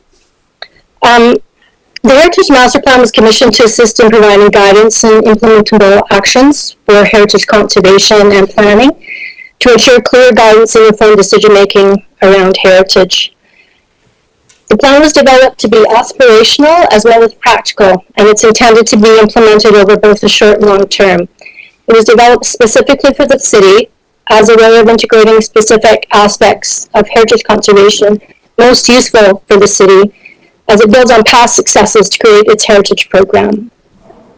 Part 1 of the study examines the city itself and what makes it the place it is today. Part 2 includes actions to meet the goal of sustaining Nelson's distinct sense of place. 3 identifies some key first steps in developing a culture of heritage conservation in the city. Part 4 identifies the processes and procedures for a successful heritage program. Part 5 identifies those conservation tools for Nelson. And Part 6 includes several useful technical appendices. With the city, this work acknowledges that the land on which we gather is the traditional territory of the Ktunaxa, Siletz, and the Senex people, and is home to the Métis and many other diverse Indigenous peoples, and this is reflected in the Heritage Program. The work seeks to ensure that Indigenous culture and heritage are woven into the study. However, there is much more to be learned and acknowledged. The development of a Heritage Master Plan has been guided and reviewed by the city's Heritage Working Group, who bring unique insight into the needs and aspirations for heritage conservation in Nelson. We acknowledge the vision of the city's mayor and council in providing the opportunity to create this plan and the ongoing support of the Cultural Development Committee and planning staff. Heritage in Nelson is highly significant to the city's identity, lifestyle, economy, and well-being. The city's motto of keeping it real is an excellent introduction as to why Nelson needs a heritage master plan. The intent is to conserve and celebrate what makes Nelson Nelson. The study starts with exploring what makes Nelson the city is today and what Nelson's citizens value, those aspects of Nelson that make it a distinct culture and place. This begins with understanding all of the layers of the city. The study draws on the historic urban landscape methodology, which explores and identifies all aspects of the city, which are the result of the interaction of people, nature, and landscapes over time. As well, valued aspects of the city were documented that contribute to Nelson's distinct culture and place. A thematic framework was developed as a tool to fully understand all aspects of the city's history and evolution, and what the community values about its heritage, including an acknowledgement of the importance of traditional Indigenous understandings which in each theme. Using this framework, Nelson's historic places can be identified and understood. Themes include lake, river, and mountain setting, which are the natural attributes of the city, shaping Nelson's landscape, the interactions between people and landscape, west-arm connections, which looks at transportation networks, economic reinvention, focusing on Nelson's diverse and changing economy, building a landmark city, the architecture, city building, and neighborhoods, knowledge and administration center, Nelson as the cultural and administration focus of the West Kootenay, cultural and social diversity, Nelson's mix of cultures as one of its important assets, and modern Nelson, which captures the city's modernness through its inception up to today.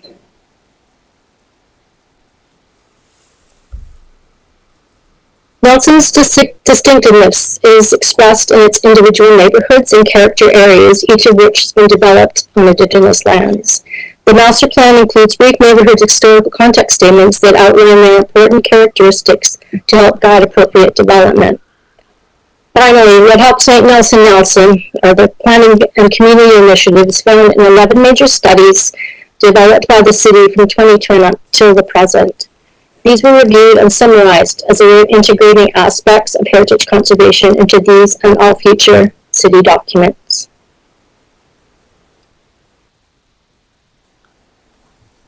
This section of the plan focuses on what makes Nelson distinctive and how the city can retain this distinctiveness. The master plan has been created using a values-based approach that takes into consideration what is important to the community when developing heritage conservation strategies and actions. Some principles to keep in mind include understanding that Nelson is a heritage city with a complex historic urban landscape and culture, Heritage values include and represents all citizens, and an acknowledgement of multiple values may assist in reconciliation, and heritage conservation is a cultural endeavor that involves the whole city. Proposed in the plan are 3 key program policy sections that outline how this can be achieved. The first is implementing the current best methodologies for heritage conservation on city-owned property, public realm, and private property. A key principle, adopting an approach that embeds heritage conservation into planning policies, practices, and bylaws to safeguard heritage and identity in the face of change.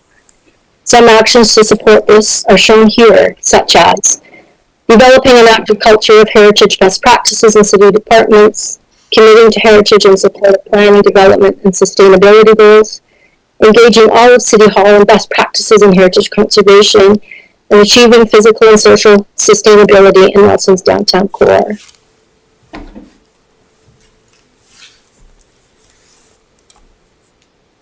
Nelson has long identified itself as a heritage city and maintains a current commitment to sustainable practices through its many programs and initiatives. A key principle is to have heritage be a key part of community sustainability, helping to balance heritage values and community identity with sustainable development. Some of the actions to support this are shown here and include advancing heritage conservation activities that support reconciliation, making heritage conservation a key part of community building and healthy, livable neighborhoods, documenting Indigenous values inherent in urban restoration and biodiversity, looking to Nelson's local environment and built character for rebuilding design inspiration, and promoting the adaptive reuse of existing buildings. The idea behind this policy section is an understanding that the community's vision of itself as diverse and inclusive, that heritage involves everyone, and that community engagement is essential to a successful heritage program. Conserving heritage is a way for the city to represent its diversity and convey the breadth of the city's narratives and history. A key principle here, use heritage to build community that meets the needs of Nelson citizens and to create a place that people want to visit and stay. Some actions to support this are shown here and include promoting awareness and engagement, engaging the community about heritage with Indigenous partners, consider a program to situate place names around the city, spearhead a heritage education program, and seek community to broaden the base of heritage awareness. The intent of the 5 First Moves initiative is to identify actions that can be undertaken easily and in a timely way. This can help build momentum for the ongoing implementation of the heritage program. The 5 First Moves were developed to illustrate and implement a range of actions as a way of moving the heritage program forward and to respond to some immediate initiatives currently underway. They include enacting a heritage procedures bylaw, preparing neighborhood context statements to assist in conserving their character, exploring the integration of heritage into Nelson's wayfinding and sign initiatives, looking at ways to retain the character of the uphill, which is under some development pressures, and launching a heritage information page on the city's website. This section of the plan has ways of continuing to move forward with heritage planning in Nelson after the first 5 moves. It's organized longer-term actions that the city can undertake each year into broad action categories that include continuing to identify and document heritage resources, for example, by adding resources to the Heritage Register, ways in which the city can regulate and manage heritage values and resources, for example, by adopting the standards and guidelines for the conservation of historic places in Canada, and engaging the public in heritage conservation and education efforts, for example, by publishing information that explains the heritage program. One of the key things the study was to consider was to provide direction on heritage guidance and decision-making for the whole city. Process and practices were developed for use citywide for day-to-day decision-making, as well as the implementation of a long-term heritage program. The goal is to implement good heritage practice throughout all city departments and to manage Nelson's historic urban landscape by considering heritage values and character-defining elements in neighborhoods, historic places, and heritage resources.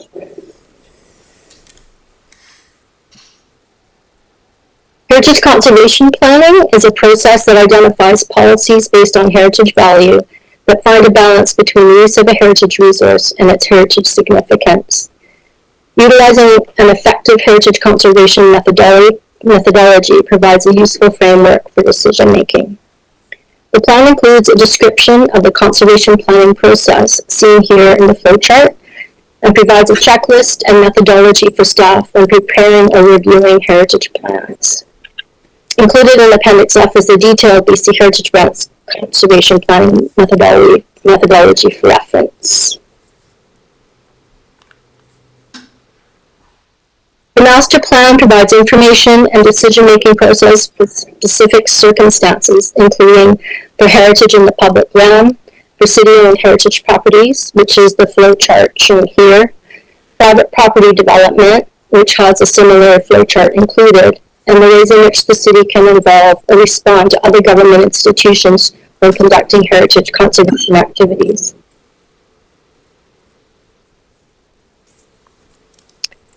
This section provides information on the heritage tools, planning, regulatory, protection, financial, and other tools available through the Local Government Act, as well as non-LGA tools such as interpretation to assist in effective heritage conservation.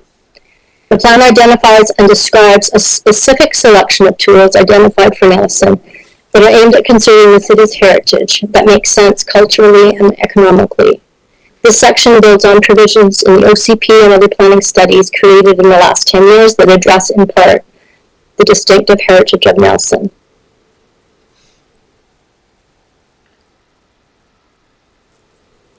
This section highlights and describes the legal conservation tools likely to be most applicable to Nelson and that give options to the city to manage and conserve its heritage resources. Tools are described in detail in this section and identify how they can be used in Nelson, giving options to the city when managing and conserving its heritage resources. In addition to these specified tools, the plan includes a reference catalog of heritage tools for consideration. This provides a brief description of the variety of heritage conservation tools available to the city, with a brief summary of each tool's powers and their potential role in Nelson's heritage management program.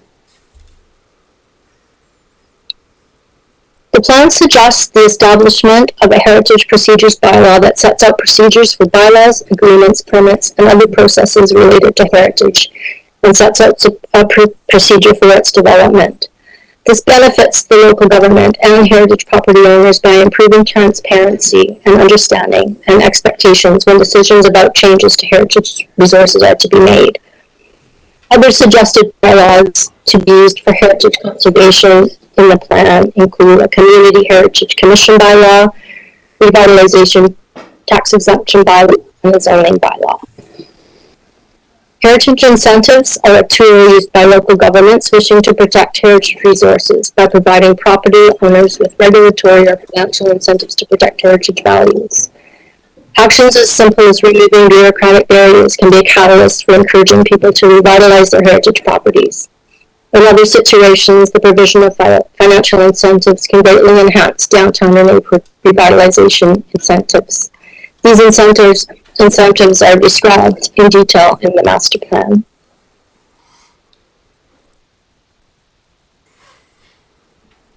A review of Nelson's existing design guidelines is taken to update the city's existing 1997 guidelines to better align with current conservation best practices and promote design that embodies our contemporary age, while reinforcing Nelson's timeless urban and architectural design. New guidelines could respond to the character of the neighborhood and balance prescriptive measures with general statements of intent. A list of 11 recommendations was compiled based on this analysis that include, among others, the encouragement of contextually sensitive new buildings without imitation of past styles, encouraging values-based design based on neighborhood or area character, and guidelines that are less prescriptive and more inclusive of potentially valuable alterations, urban layers, and buildings of all time periods. The city's Heritage Register, consolidated as part of this planning process, has over 300 diverse heritage resources. The plan recommends the continuing expansion and use of this key management tool as part of the city's heritage program. The members of the Heritage Working Group have been an essential resource during the completion of this Heritage Master Plan. Transitioning this group to a formal Community Heritage Commission can be an important component of Nelson's Heritage Program. Council, members of the CHC provide evaluations, comments, and recommendations related to the local government's Heritage Program and goals.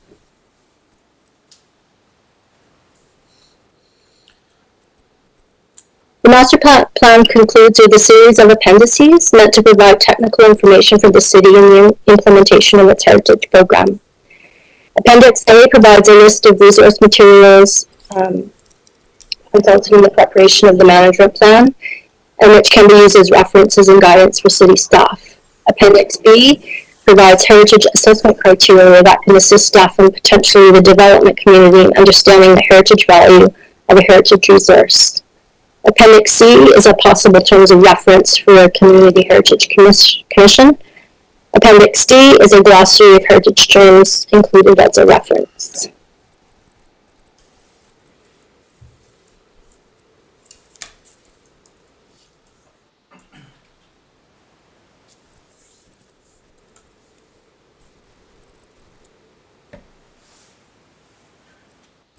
Appendix E defines the various heritage conservation approaches that can be used individually and in combination to arrive at the best conservation plan for a heritage resource or historic place. And Appendix F includes the BC Heritage BC conservation planning methodology. The flowchart for city-owned property and private property in Section 4 are based on this methodology. As part of the master planning work, all of the city's existing heritage inventory and heritage register listings have been consolidated into one master list. It includes the name, street address recognition, such as inventory, register designation, documentation, statements of significance, property identification, and neighborhood location. This concludes our presentation. We think this is an exciting initiative for the city, and I'm happy to discuss aspects of the plan or answer any questions you may have. Thank you. All right, we got a couple of hands up already for you. Councillor Page first, and then Councillor Lachtenberg. Well, I'll move the motion Okay, to get it on the table for discussion. sounds good. I'll second. Move second by Councillor Morrison. The council approved the City of Nelson Heritage Master Plan, and further the council directs staff to develop the implementation plan, and that such a plan be presented to council for approval and proposed budget by December 31st, 2022. And finally, that council directs staff to provide regular progress reports on the implementation of the Heritage Master Plan. That's a lot. So I'm wondering, Work there, Sebastian. yeah, I'm just wondering before we get into council questions, if our planning staff kind of talks about, how this fits with developing actual policy and actual regulations of, how practically this fits together. Yeah, I'm Rhiannon Barber. I'm one of the planners in development services, for those that don't know me. So we see this document as a bit more of a toolbox. The implementation plan will be developed over the next year and will help us choose which tools within that toolbox to use. Some of the tools may have budget implications, but a lot can also be developed with staff time and staff expertise here. And a lot can be incorporated into other work plan items like the OCP review that's going to happen within the next couple years. And then consultation with council and the wider community will also be a major part of the process to make sure that we are choosing the right tools for both the community from a budget and policy perspective. Is that something can be done with OCP review? Because I think that's coming up, isn't it? Yeah, I think that's what Rhiannon said. This in itself is not a policy document. It has to be incorporated into our policy documents, such as the OCP, etc. And as Rhiannon said, staff needs to, it's a large document and well researched and great, a lot of really good material in there, and how you implement it effectively, and it has to ultimately get into policy to actually have any regulatory authority. Councillor Page, you have a question. Yeah, thank you.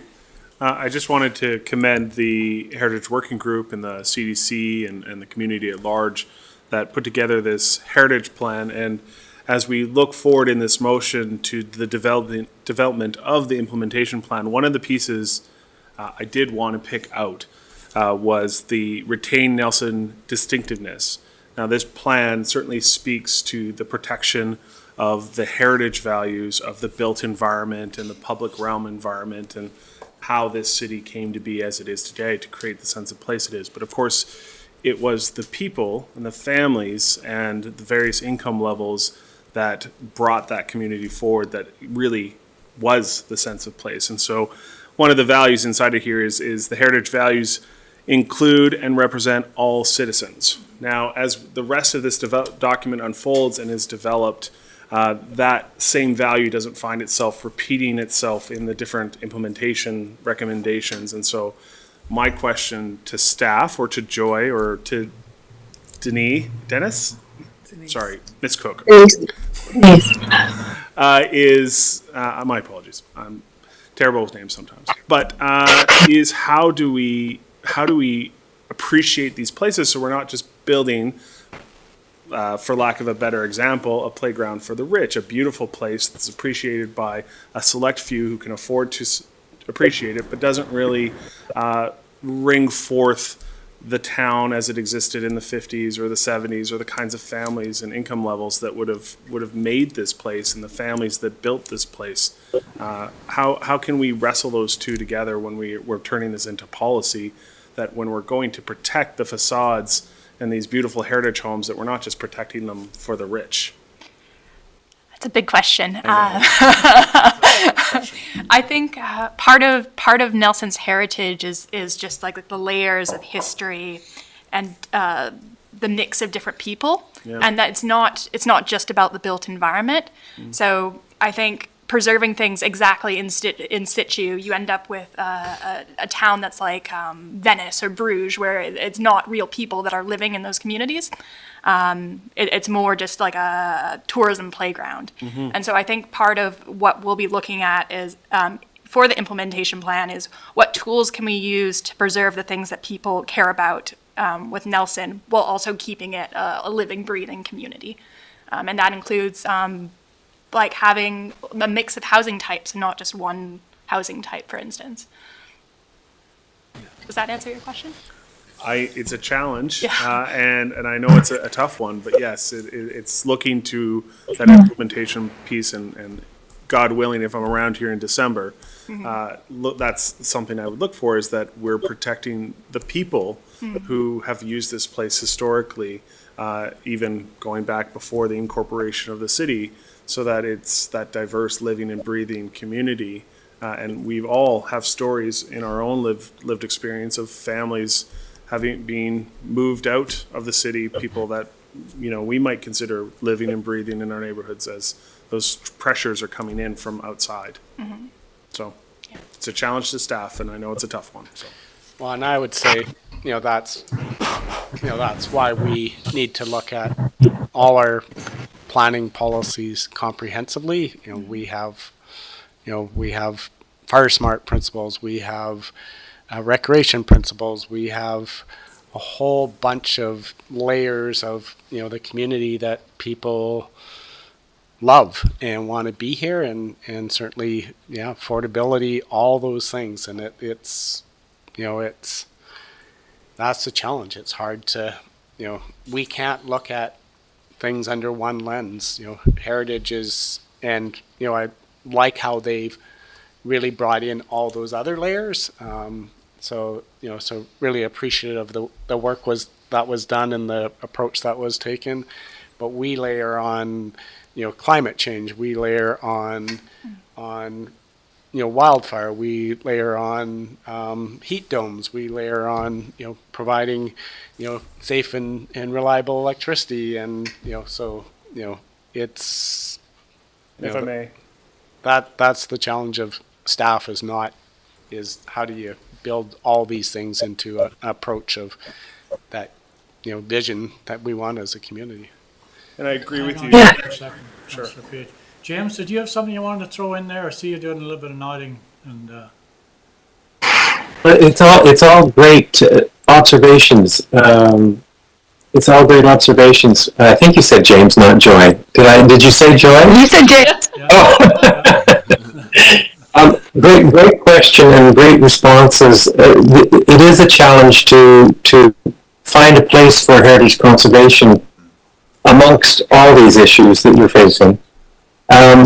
The study lays out ways to find synergies between heritage conservation and your other concerns, and I think we've given you a document that you will be able to use in that way. Piggyback heritage conservation as part of your other strategies as you move forward. thank you.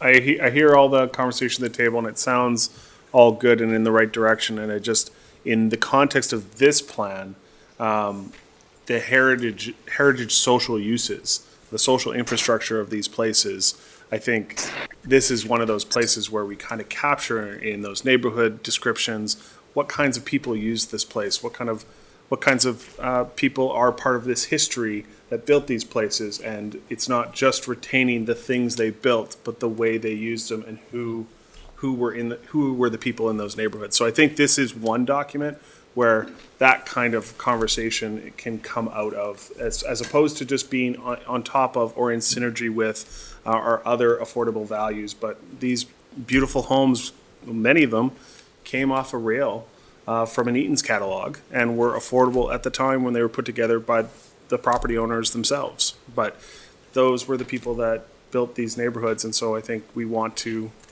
leave space for them to continue to raise their families into the future. Absolutely. Yeah, I think that's such a great point, Councillor Page. And my question was related to that, which is you raised the question in the document a couple of times, why does Nelson need a heritage master plan? And yet I don't really see the answer. I found the answer twice, sort of. One was not only does the community appreciate its physical heritage, but its cultural heritage too. And then next to that, or following that, was includes actions that are aimed at safeguarding the physical defining elements of a cultural resource to retain its heritage value and extend its physical life. So you raised the question quite prominently in the document, but didn't really answer it. And I think you've done an excellent job with the document, but I think that's a really, really important question to be very clear about as we go forward. Because when you have all these competing priorities, you're going to ask the question, why should we prioritize this over that? And if you're just saying it's because Nelson residents feel it's important, that's not a very satisfying answer. It's hard to really weigh that against other really strong priorities, as Councillor Page has raised. So what I would like to see is a better answer. And I have an answer for my own daughter when she asks why she should learn history. But is that why we're preserving these? Is that enough? Or is it something also related to extending its physical life of these buildings? So there's a really strong sustainability component as well. Is it, as Councillor Page suggested, and I think really strongly so, which is the culture, the character of the city. If the character of the city is more defined in how the city functions, then maybe some of these buildings are actually in the way of some, not all, but maybe sometimes those buildings are actually inhibiting the function of that heritage value. So just better answer, if you may, if it's possible, to really, really dig into that and make that clear, so as we go to communicate to the public and to each other, it's really clear to us why this is so important. Thank you. Joyce? Councillor Locke, if I could just quickly speak to that. I do, I've lived in Nelson for about 13 years now. And one of the things that initially drew me to the city was just the beautiful buildings, the heritage. And I really feel we're at a crux. We're at a point of time with the amount of money and with the amount of people coming here that really our heritage needs to take priority. And, you know, it is about preserving buildings. That's definitely one of the steps. And also from an environmental perspective, to be tearing down, you know, perfectly good buildings to build up a 3-story infill, which, you know, you're seeing in uphill all the time right now. I mean, that's not environmentally sound practice. But also, if we lose our heritage, I really, really do believe that we've lost a huge portion of what Nelson is. And I think that would just be really, really sad. Yeah, that's great. If I may follow up on that. So Joy, thank you. That's the kind of answer that we need to have more clearly. So that was great. And getting that into this document and building on it would really help. I think it's appropriate. I think it's appropriate for the community to perhaps together come up with the answer. I think it's an issue that needs to be debated amongst the citizens. I think we've highlighted the issues, but the answer I think will need to come from you. Yeah, that might be. I got asked for in the first place. Thank you. I made a number of notes on your report, actually, and I won't go into, there's just one that sort of springs out here at me at this point, but I just wanted to touch on something that's happened in the last little while. The Nelson Daily News building. I liked what the architect did with that building. Now, I know you touch on it in here in your document where you talk about not trying to build heritage, but I think there's a sort of an in-between there somewhere where you can sort of work with it, right? And I think that building's a good example of that. Whereas the BCA building is not, and the Royal Bank is not. You know what I'm just wondering, I often go by those buildings and I think like they just don't fit somehow, right? Well, they don't fit. And I wonder if we should be looking going forward of working with those businesses to see if there's a way. And I get the piece of it not, you know, trying to build facades that look kind of phony in that, but there's just some things I think should be done. And I think the NDN proposal that they brought before us is an example of that. And I noticed in here you use words like, where the heck is it? Encourage, right? And I'm just wondering, I mean, that's up to council to go beyond that, I think, right? To go beyond the words encourage. Because I've noticed over the years, there's been a handful of some of our prime buildings in the downtown core have been tampered with. And, you know, shop fronts put in them that didn't match the original, and we just sort of kind of let it go because they didn't want to take the time to maybe deal with it. And I think it's kind of unfortunate that, so I'm just wondering like what you're thinking in that, you know, like those two buildings spring to mind, like the BCA building and the Royal Bank buildings. Both companies have adequate funds that they probably could do something with them as an example, you know. It always is a dance between compatibility and distinguishability. Okay. You want new work to be of this time, but compatible with the older buildings. So you're not fooling anyone about what is old and what is new. But that's not to say that the new can't be absolutely suited to the original building, so the early building. In part, it's educating the design community about what to do, and that just takes time. We do believe that Nelson has at times suffered from trying to reproduce a heritage look, and current best practices is moving away from trying to establish a heritage look to being more real about the buildings that are there and having new work be compatible with those real old buildings. So I don't want to drag this out too long because the night's going on a bit now, but I think, what happened in those times were, we were lucky to have a building built in Nelson. And I think at the time, council thought, oh, thank God somebody's coming here to invest, right? So they just, like, go ahead, you can do whatever the heck you want, just build it. We need the work, right? And we need the, and the Absolutely. building's a prime example of that, as is the Chocomaica Mall. Prime examples of would you do the same thing today as you did in tougher times, so anyway, I'm just sort of rambling about it, but I just thank you very much for doing this. I really appreciate it. And Joy, thanks for all your good work and our staff here at City Hall of getting this information to us, and we'll do what we can to Cal here. Thank you, Cal. Okay, so. Thank you. I read this, and my first reaction was, this is going to be expensive for somebody. Real expensive. And the history of, and I'm probably speaking more of downtown Nelson than some of the residences, but that was all done with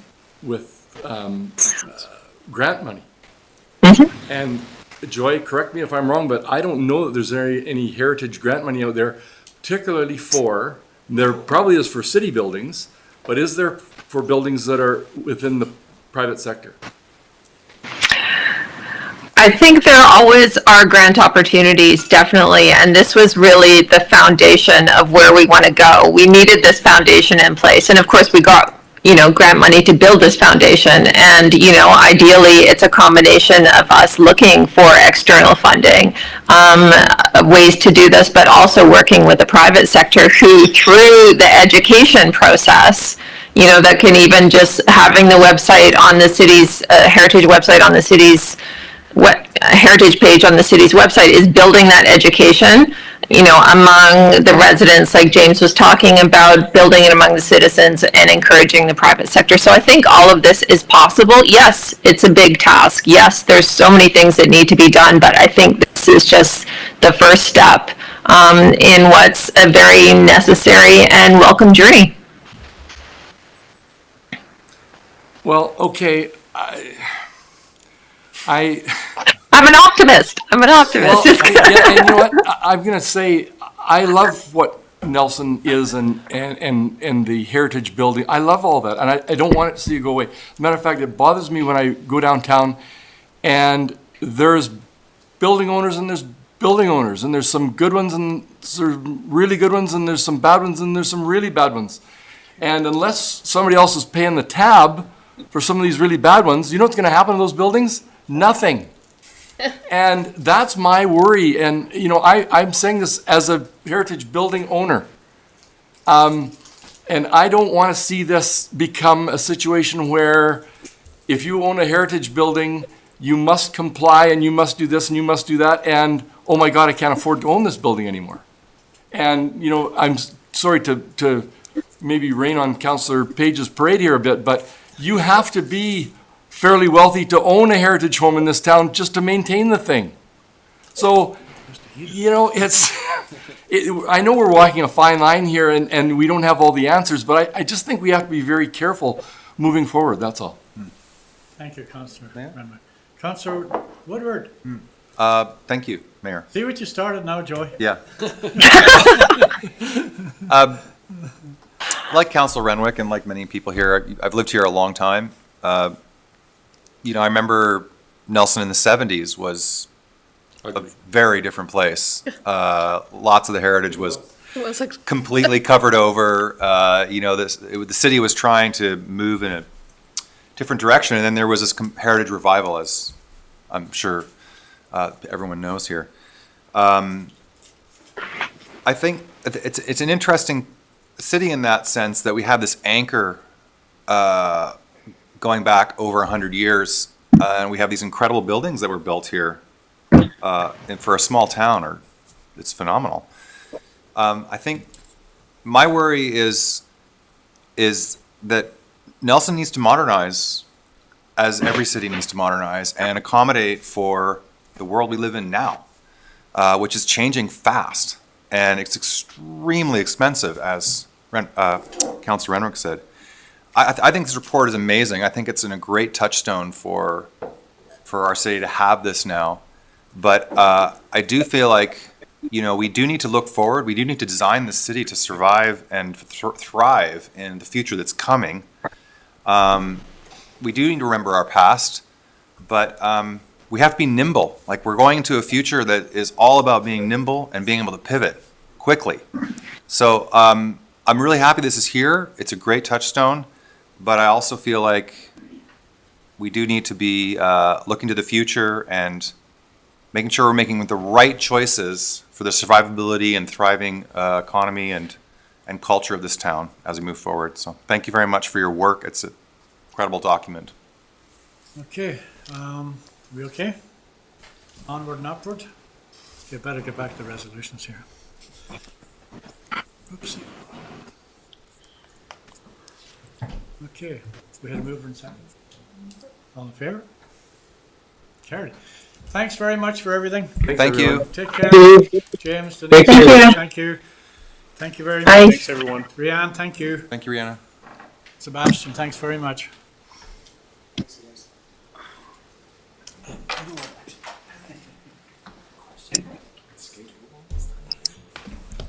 Patiently waiting, Scott. Patiently waiting. Couple of hours. Not that you're a busy person. I told Scott 9:05. All right, let's keep chipping away here, folks. We still have a few things to get through. So the North Shore Battery Energy Storage Project. Nelson Hydro is presenting with regards to potential for a battery energy storage system on the North Shore. As discussed below, this project could result in a number of benefits to Nelson Hydro and its ratepayers. As Clean BC has a grant funding program that aligns with this project, staff is requesting Council's resolution to move the project forward and apply for the grant funding. And there is a recommendation here, and we can start with it, or we can... I'll move it. Hands up all over the place here.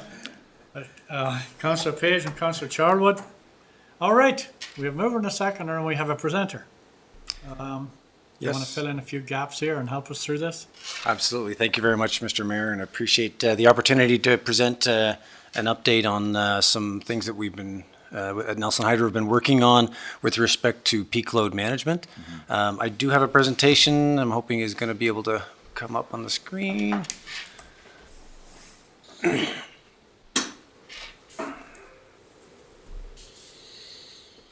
Okay. That's as big as it's going to get.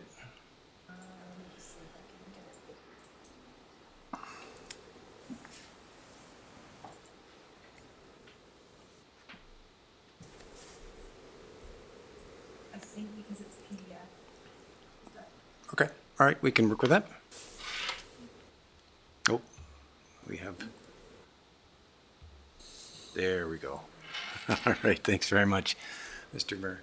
So the council should remember that when we were preparing our budget for 2022, Nelson Hydro committed to completing a peak load management study. And as you may recall, we've had a number of incidents from a weather perspective, and we've got some things that are coming up as we look forward, and that's been something that's been very important to us. And I understand that council's also been, asking questions. I believe there was a December council meeting where they were asking about, what's Nelson Hydro doing in terms of expanding capacity and building out our infrastructure for resiliency and for the future. And so we contracted Prism Engineering to do a study for us that encompassed all of those issues for us. And I'd like to present to council just the results of their study and an opportunity that has evolved out of one of their prime recommendations, and looking for support from council to proceed with some grant funding opportunities that we have coming up. So everyone should remember the cold snap that we had in February 2021 and December 2021, and then we again saw another peak. You can see these. I've provided a graph that shows our load over the last year and a little bit into 2022. The green represents our generation, and the blue represents purchase power from Fortis BC. So the way the fee structure works is that whenever we, make that peak go higher, the demand fees come in two parts. The first is a power supply charge, which is an annual fee. So we every time we hit that peak, we pay 80% of that peak for the entire upcoming year. And then following that is that every month there's also a peak that gets charged to us. So shaving the peak is an important piece of managing our load, and we try and do that. We've been attempting to educate the public to be aware of our daily peaks as they occur throughout the day. We have a morning peak, and then usually it's a higher peak in the evening between 5 and 7 p.m. So the study confirmed everything that we saw. They took a very close look at all the data. They looked at some of the things going forward. Things that we identified included, the electrification of the ferries on the North Shore. Both the Harrop ferry is due, I believe, in 2025, and they've committed to the Kootenay Lake Ferry in 2030 to be fully electric, and Nelson Hydro needs to be prepared for that. We know that EVs are becoming more popular, and we also have commitments around our 2030, and from a BC perspective, there's a big push for electrification. So understanding our peak load is really important.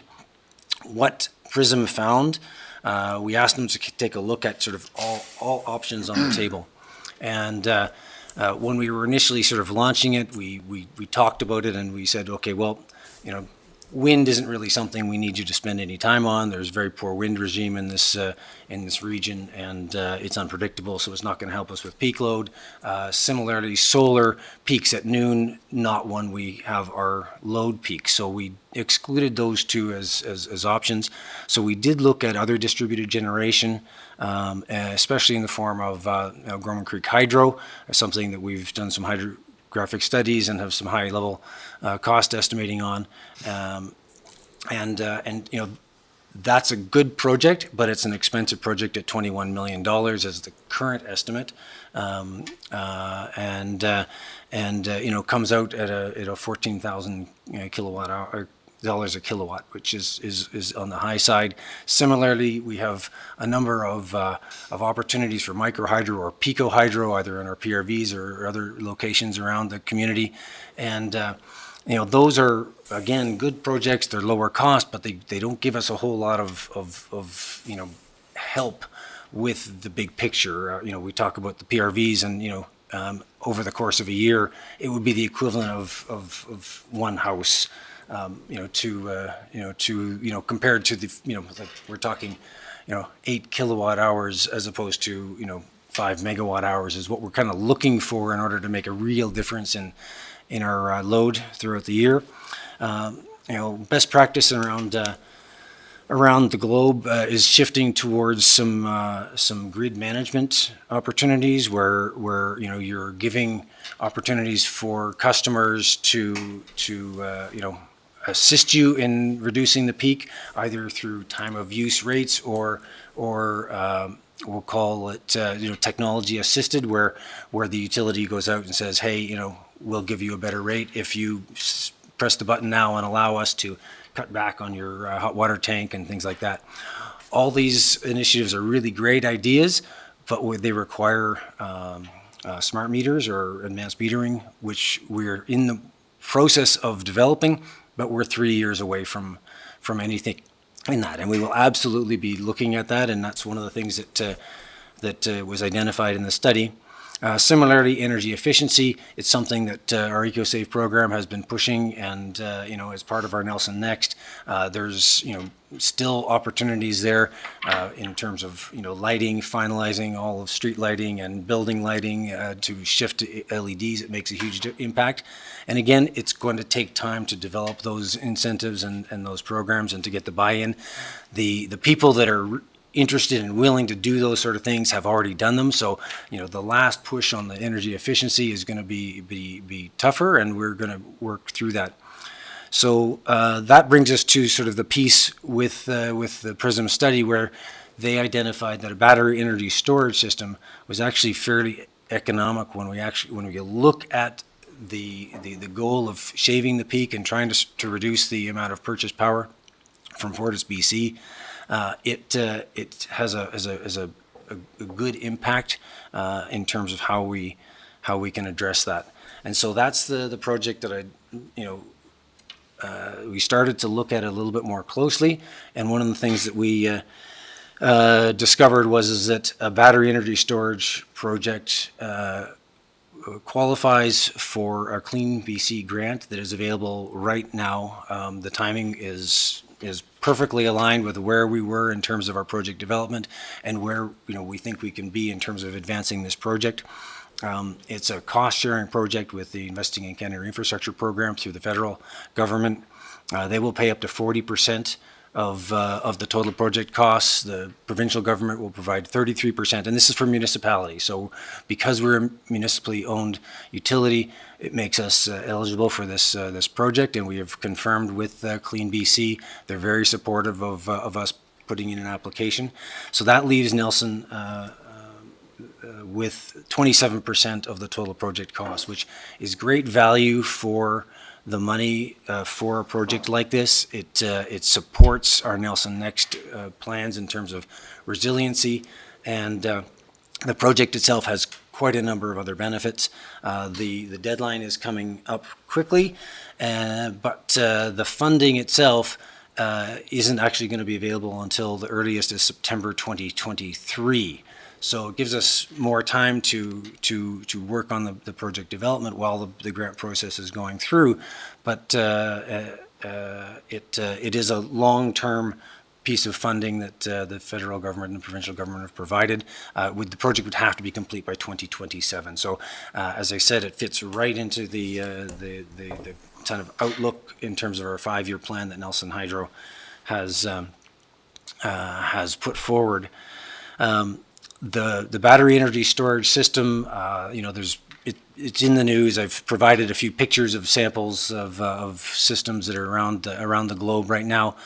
They're mature in terms of technology, but they're still fairly novel as a utility.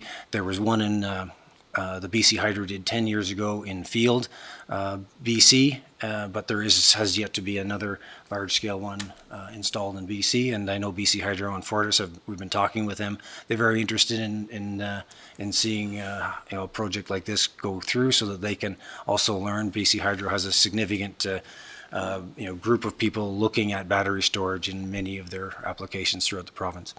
One of the things that we picked up pretty quickly was, if we locate the battery energy storage system, the BESS system, on the North Shore, one of the things that this system could also do is it can help us through outages that we have been seeing more frequently on the North Shore.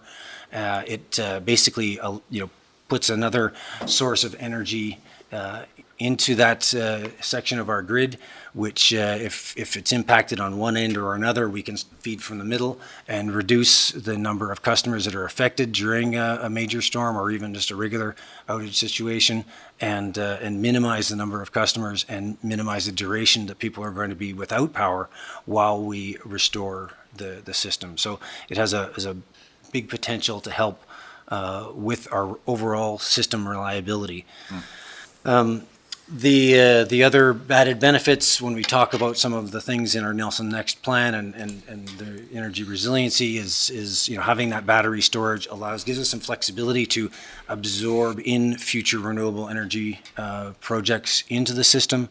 It also can facilitate the ferries and the EVs, the electrification that's coming. It allows us to kind of manage that grid in a totally different way than we do now. Gives us a lot more options in terms of grid stability and being able to ebb and flow with different loads that customers and or Nelson Hydro may introduce in the future.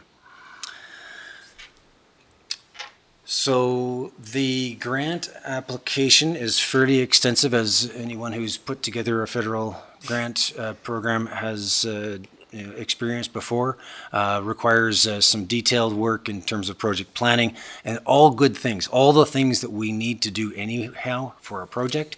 I mentioned before that we have been planning to replace the substation at 6 Mile with a new substation that has the potential to interconnect with Fortis in the future. So all of these things that we're looking at for the battery energy storage system will apply to that new North Shore sub. So it's a good fit for us to even be able to get ahead on that. We had planned to start that planning work on the North Shore substation in 2023. So right now we're a little bit ahead of the game with already trying to take a look at sort of some of those lands issues. But the overall package for the grant application is extensive, and to be able to put all those pieces together, Nelson Hydro has assembled a team of consultants that can support us, that are experts in the field of what they're doing, including property acquisition, feasibility of batteries. So Terrick Power is a battery storage system developer. They have a number of projects that they've done, are looking into the feasibility and how that system would actually work within our grid. And then Christine Boehringer is a project manager that we've contracted, and her team to help us put all the little pieces together, including environmental assessments and First Nations consultation. So we have a budget of $76,000 that we're allocating to this project. When we budgeted in 2020 for 2022, we knew that we were going to have results come out of our peak load management study. So we set aside $100,000 for feasibility studies that would roll out of that plan. So the work that we're doing right now fits in within that budget, still leaves us with a little bit of money to explore some of the other opportunities that PRISM identified. And that is pretty much where we're going to be. Now, if council chooses to support us with this, then the next steps, we've got to complete that scope. We've got less than a month now to finalize that, put it all into a nice package and submit it.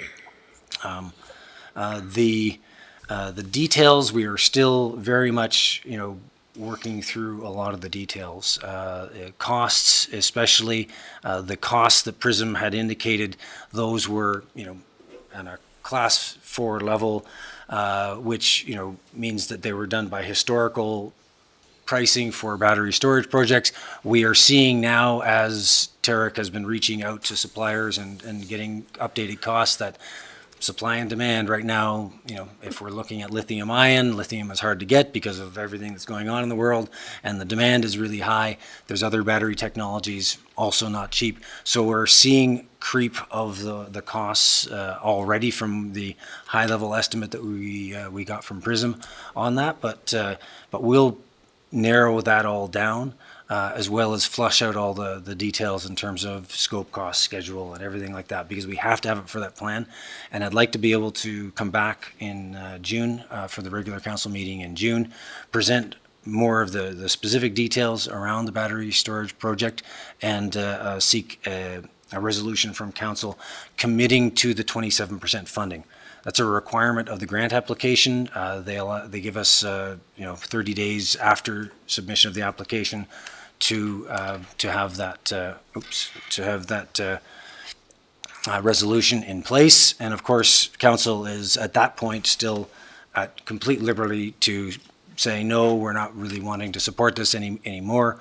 And it just shuts things off. And as I indicated, we still will have done a whole lot of really good work towards our North Shore substation. We expect that we will continue with the lands procurement process and First Nation consultation, which will be required for our North Shore substation regardless. And we're seeing now that process is going to take a couple of years, so we're just going to keep on rolling through that. So in terms of our next steps, that's how we're going to roll it out. So I have provided more information than I've presented in the RFD, as well as some other supporting documentation about the project, and I'm happy to take any questions that council has about what I've presented or anything that I've provided as part of the package. Councillor Woodward, Page, Lochner. Thank you, Mayor. Well, I'm super excited about this. I think this is this is the kind of resilience that we need, because without this kind of technology, we're off or we're on. It's considering how many people are working from home and how important electricity is in today's world for heating, cooling, technology, communications. Super vital. So I think this is, and especially if a small town like us can pull off a project like this, it really gives a model that what other towns can do. So I really think this is a great idea. I love the idea that the buffer, that it gives us this expandability to withstand the storms that are going to be coming, yeah, I think it's an excellent forward-leaning project. So thank you for investing the time and energy. Great, thank you. Councillor Lochner. Thanks, Scott, for this through the chair.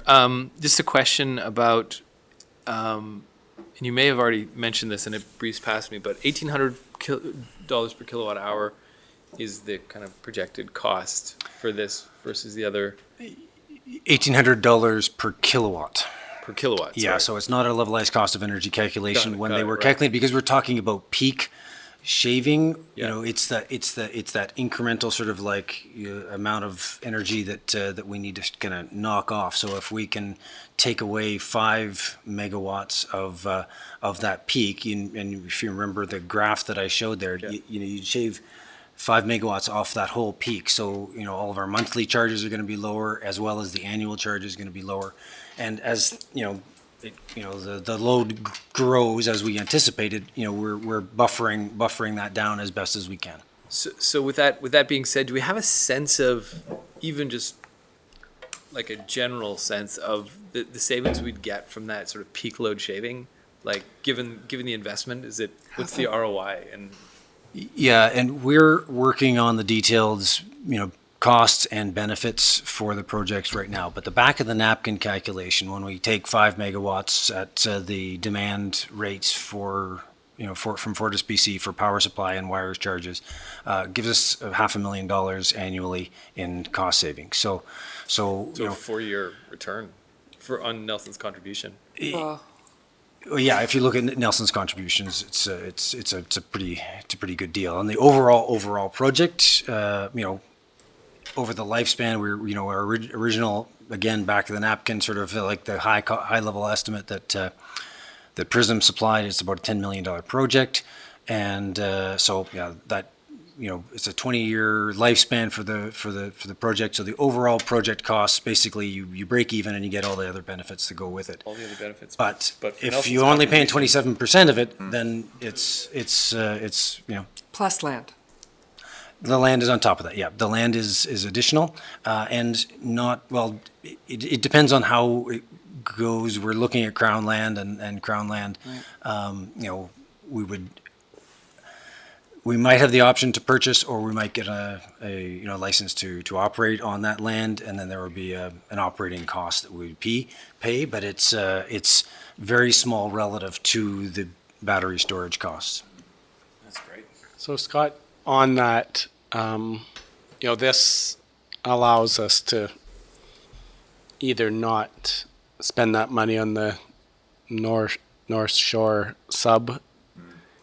So that's, you're not factoring that into this equation either, right? So what was the sort of the estimate of the North Shore sub?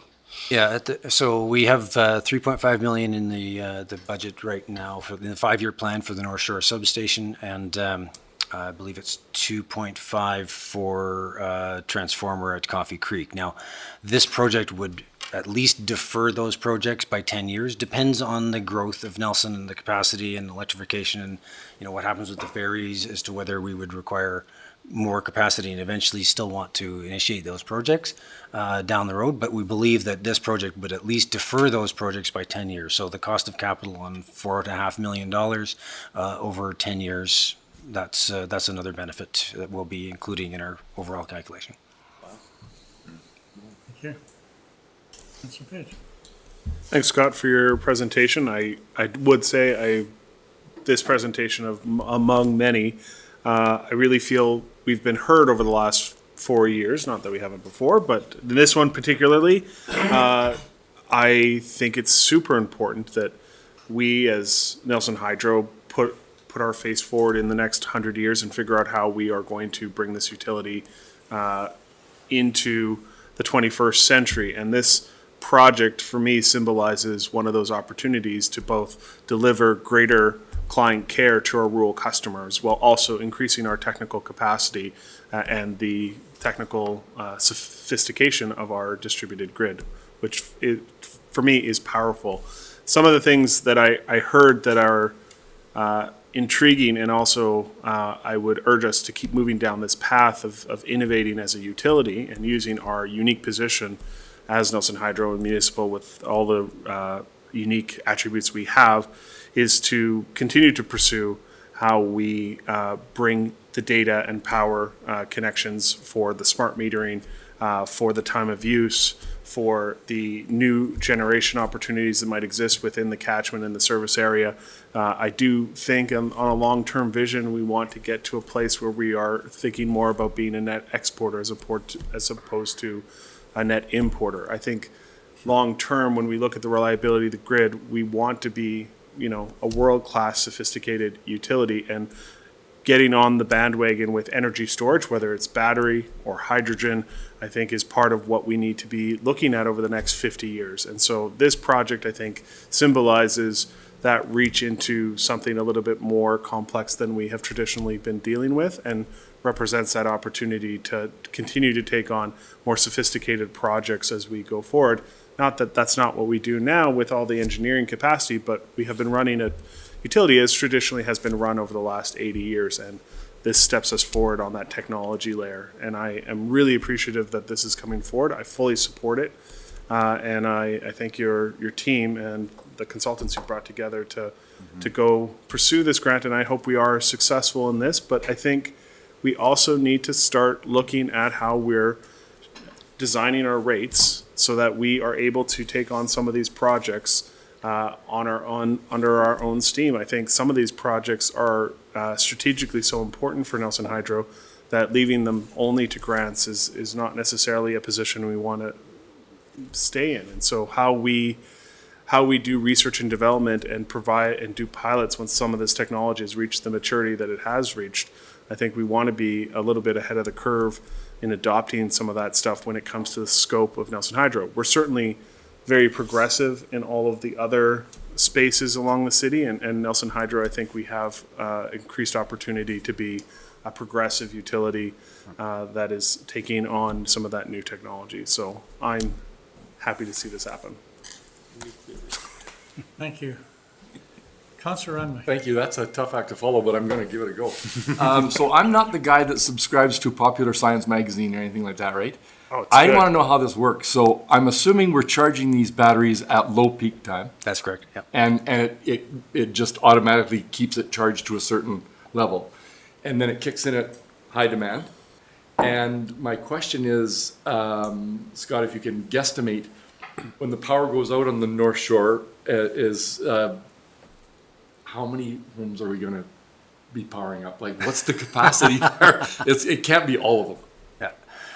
No, it can't be all of them, absolutely. So right now, the grant funding has a ceiling. So we can't go over 13.5 million. That's what they've said there. So we've been looking at 5 megawatts of power in terms of capacity, and then a 4-hour duration as a way to sort of like buffer over those peaks and to provide power for the North Shore. So it's not likely going to keep a lot of houses on for the 3-day outages that causes, but it might keep us on until we can at least sort of make some repairs and give people some comfort from that perspective. So we have 20 megawatt hours to work with. So from our normally open point, which is at Redfish Creek, through to Coffee Creek, the maximum that area draws is about 3 megawatts, to kind of give you an idea.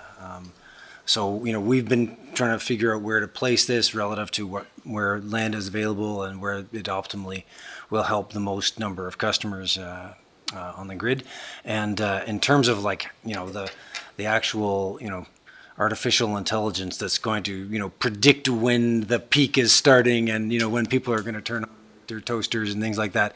That is, you know, we're working with the battery supplier. The technology is there for them to be able to sort of do some of that. And then as we bring in smart meters, you know, we'll have that much more data to be able to try and, you know, more accurately predict when that system comes in, so that it optimizes the battery. Because the worst thing you want to happen is to discharge your battery and then suddenly we don't have it and we still hit the peak. So it's got to be a smart approach to it. And you know, I am not a battery storage expert, but talking to those who are, they're you know, very confident that we'll be able to come up with a system that will be able to manage our load. Sorry, I've got another one if you don't mind. So, depending on what our decision is moving forward with the rural customers, this is still important for the city as the city, but can that extra capacity then be sold on the grid to, if, depending on what that decision plays out, you know what I'm saying? What, if we're no longer responsible for the rural customer? We don't have a demand peak problem. Well, yeah, would this help that, if it were Fortis, could we sell that demand at that time to Fortis or not? So there's a number of different things in there, and I heard a comment from Councillor Page about we wouldn't. I think, Scott, Yeah. I just mentioned to Kevin earlier, I think part of this, because we're dealing with land here and we're dealing with legal, I think Yeah. part of this conversation has to be in the closed meeting. Yeah, fair enough. So there's a few questions coming up that, especially around the land and legal side, that I think we need to, so unless there's anything relevant, I'd like to hang on to you till we go into the closed meeting, because I think there's a few questions that are gonna come up. Sure, around that'd be fine. So you'll just be here for 2 more hours? He might be here for 2 more hours, but I'll be going home. Sorry. Just kidding, Scott. Not on Vancouver City Council.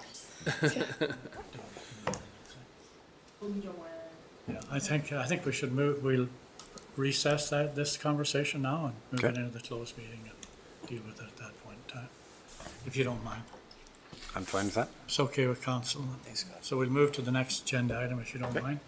We're not going to vote on it? I think there's some things that are gonna come up. Oh, I and see.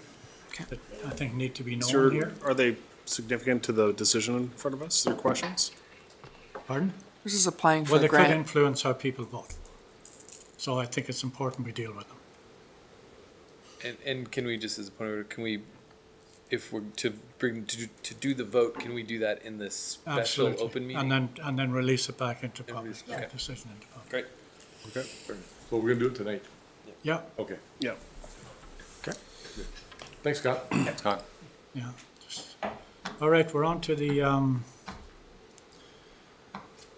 presentation for the cow policy, and staff is presenting a proposed policy that provides transparent and clear guidelines on how presentations are to be scheduled for council committee of the whole meetings. The proposed policy will be helpful to staff to schedule the presentation and also to the public in understanding the process. Council is now requested to adopt a committee of the whole presentation, policy number 0550000018. Moved. Second. Councillor Morrison, Councillor Renwick. Questions or comments? It's mainly housekeeping. All in favour? Carried. Thank you very much. Farmers Market, fees and so on. We dealt with some of this earlier on, but a little different. At Council, April the 5th, regular meeting, Council approved the staff request to move the Wednesday Market location to 600 block Baker Street and Baker and Hall Street Plaza. At that time, staff also introduced the possibility of allowing brick and mortar business in the downtown core to participate in the Wednesday Market at no cost. Council requesting more information regarding this request. Now, there is a report provided and there is a staff recommendation if council is willing to support it. Councillor Renwick and Councillor Morrison, thank you. And the resolution is that the brick and mortar business in the city downtown core be allowed to participate in the Wednesday Farmers Market by putting out displays on the city-owned frontage adjacent to the storefronts. And further, that any applicable fees from the city's temporary license of occupation policy related to participation be waived. Questions or comments? Have you got a question? No, sorry. Nope. All in favour? Thank you very much. And there's no late items that I'm aware of. And if you don't mind, because of the hour that we're at, can we move receipt of the next three unless there's something somebody wants to pull out? I'll move minutes. I'll second. Moved. Seconded by Councillor Lockenberg. All in favour? Carried. Thanks very much. I'll move reports. Sorry? I'll move reports. I'll second reports. Okay. All in favour? Could have done them as a block, but anyway. And letters? Moved by Councillor Renwick, seconded by Councillor Morrison. All in favour? Done. Notice of motions, there are none. Late items? And nothing from the in-camera to release to the public at this point. And a resolution to adjourn. I'll move. Moved by Councillor Woodward, seconded by Councillor Renwick. All in favour? Thank you. All right. Anyone want to have a pee break just before we start? Scott, you're. I just need to stand up. Or too. whatever kind of break you want.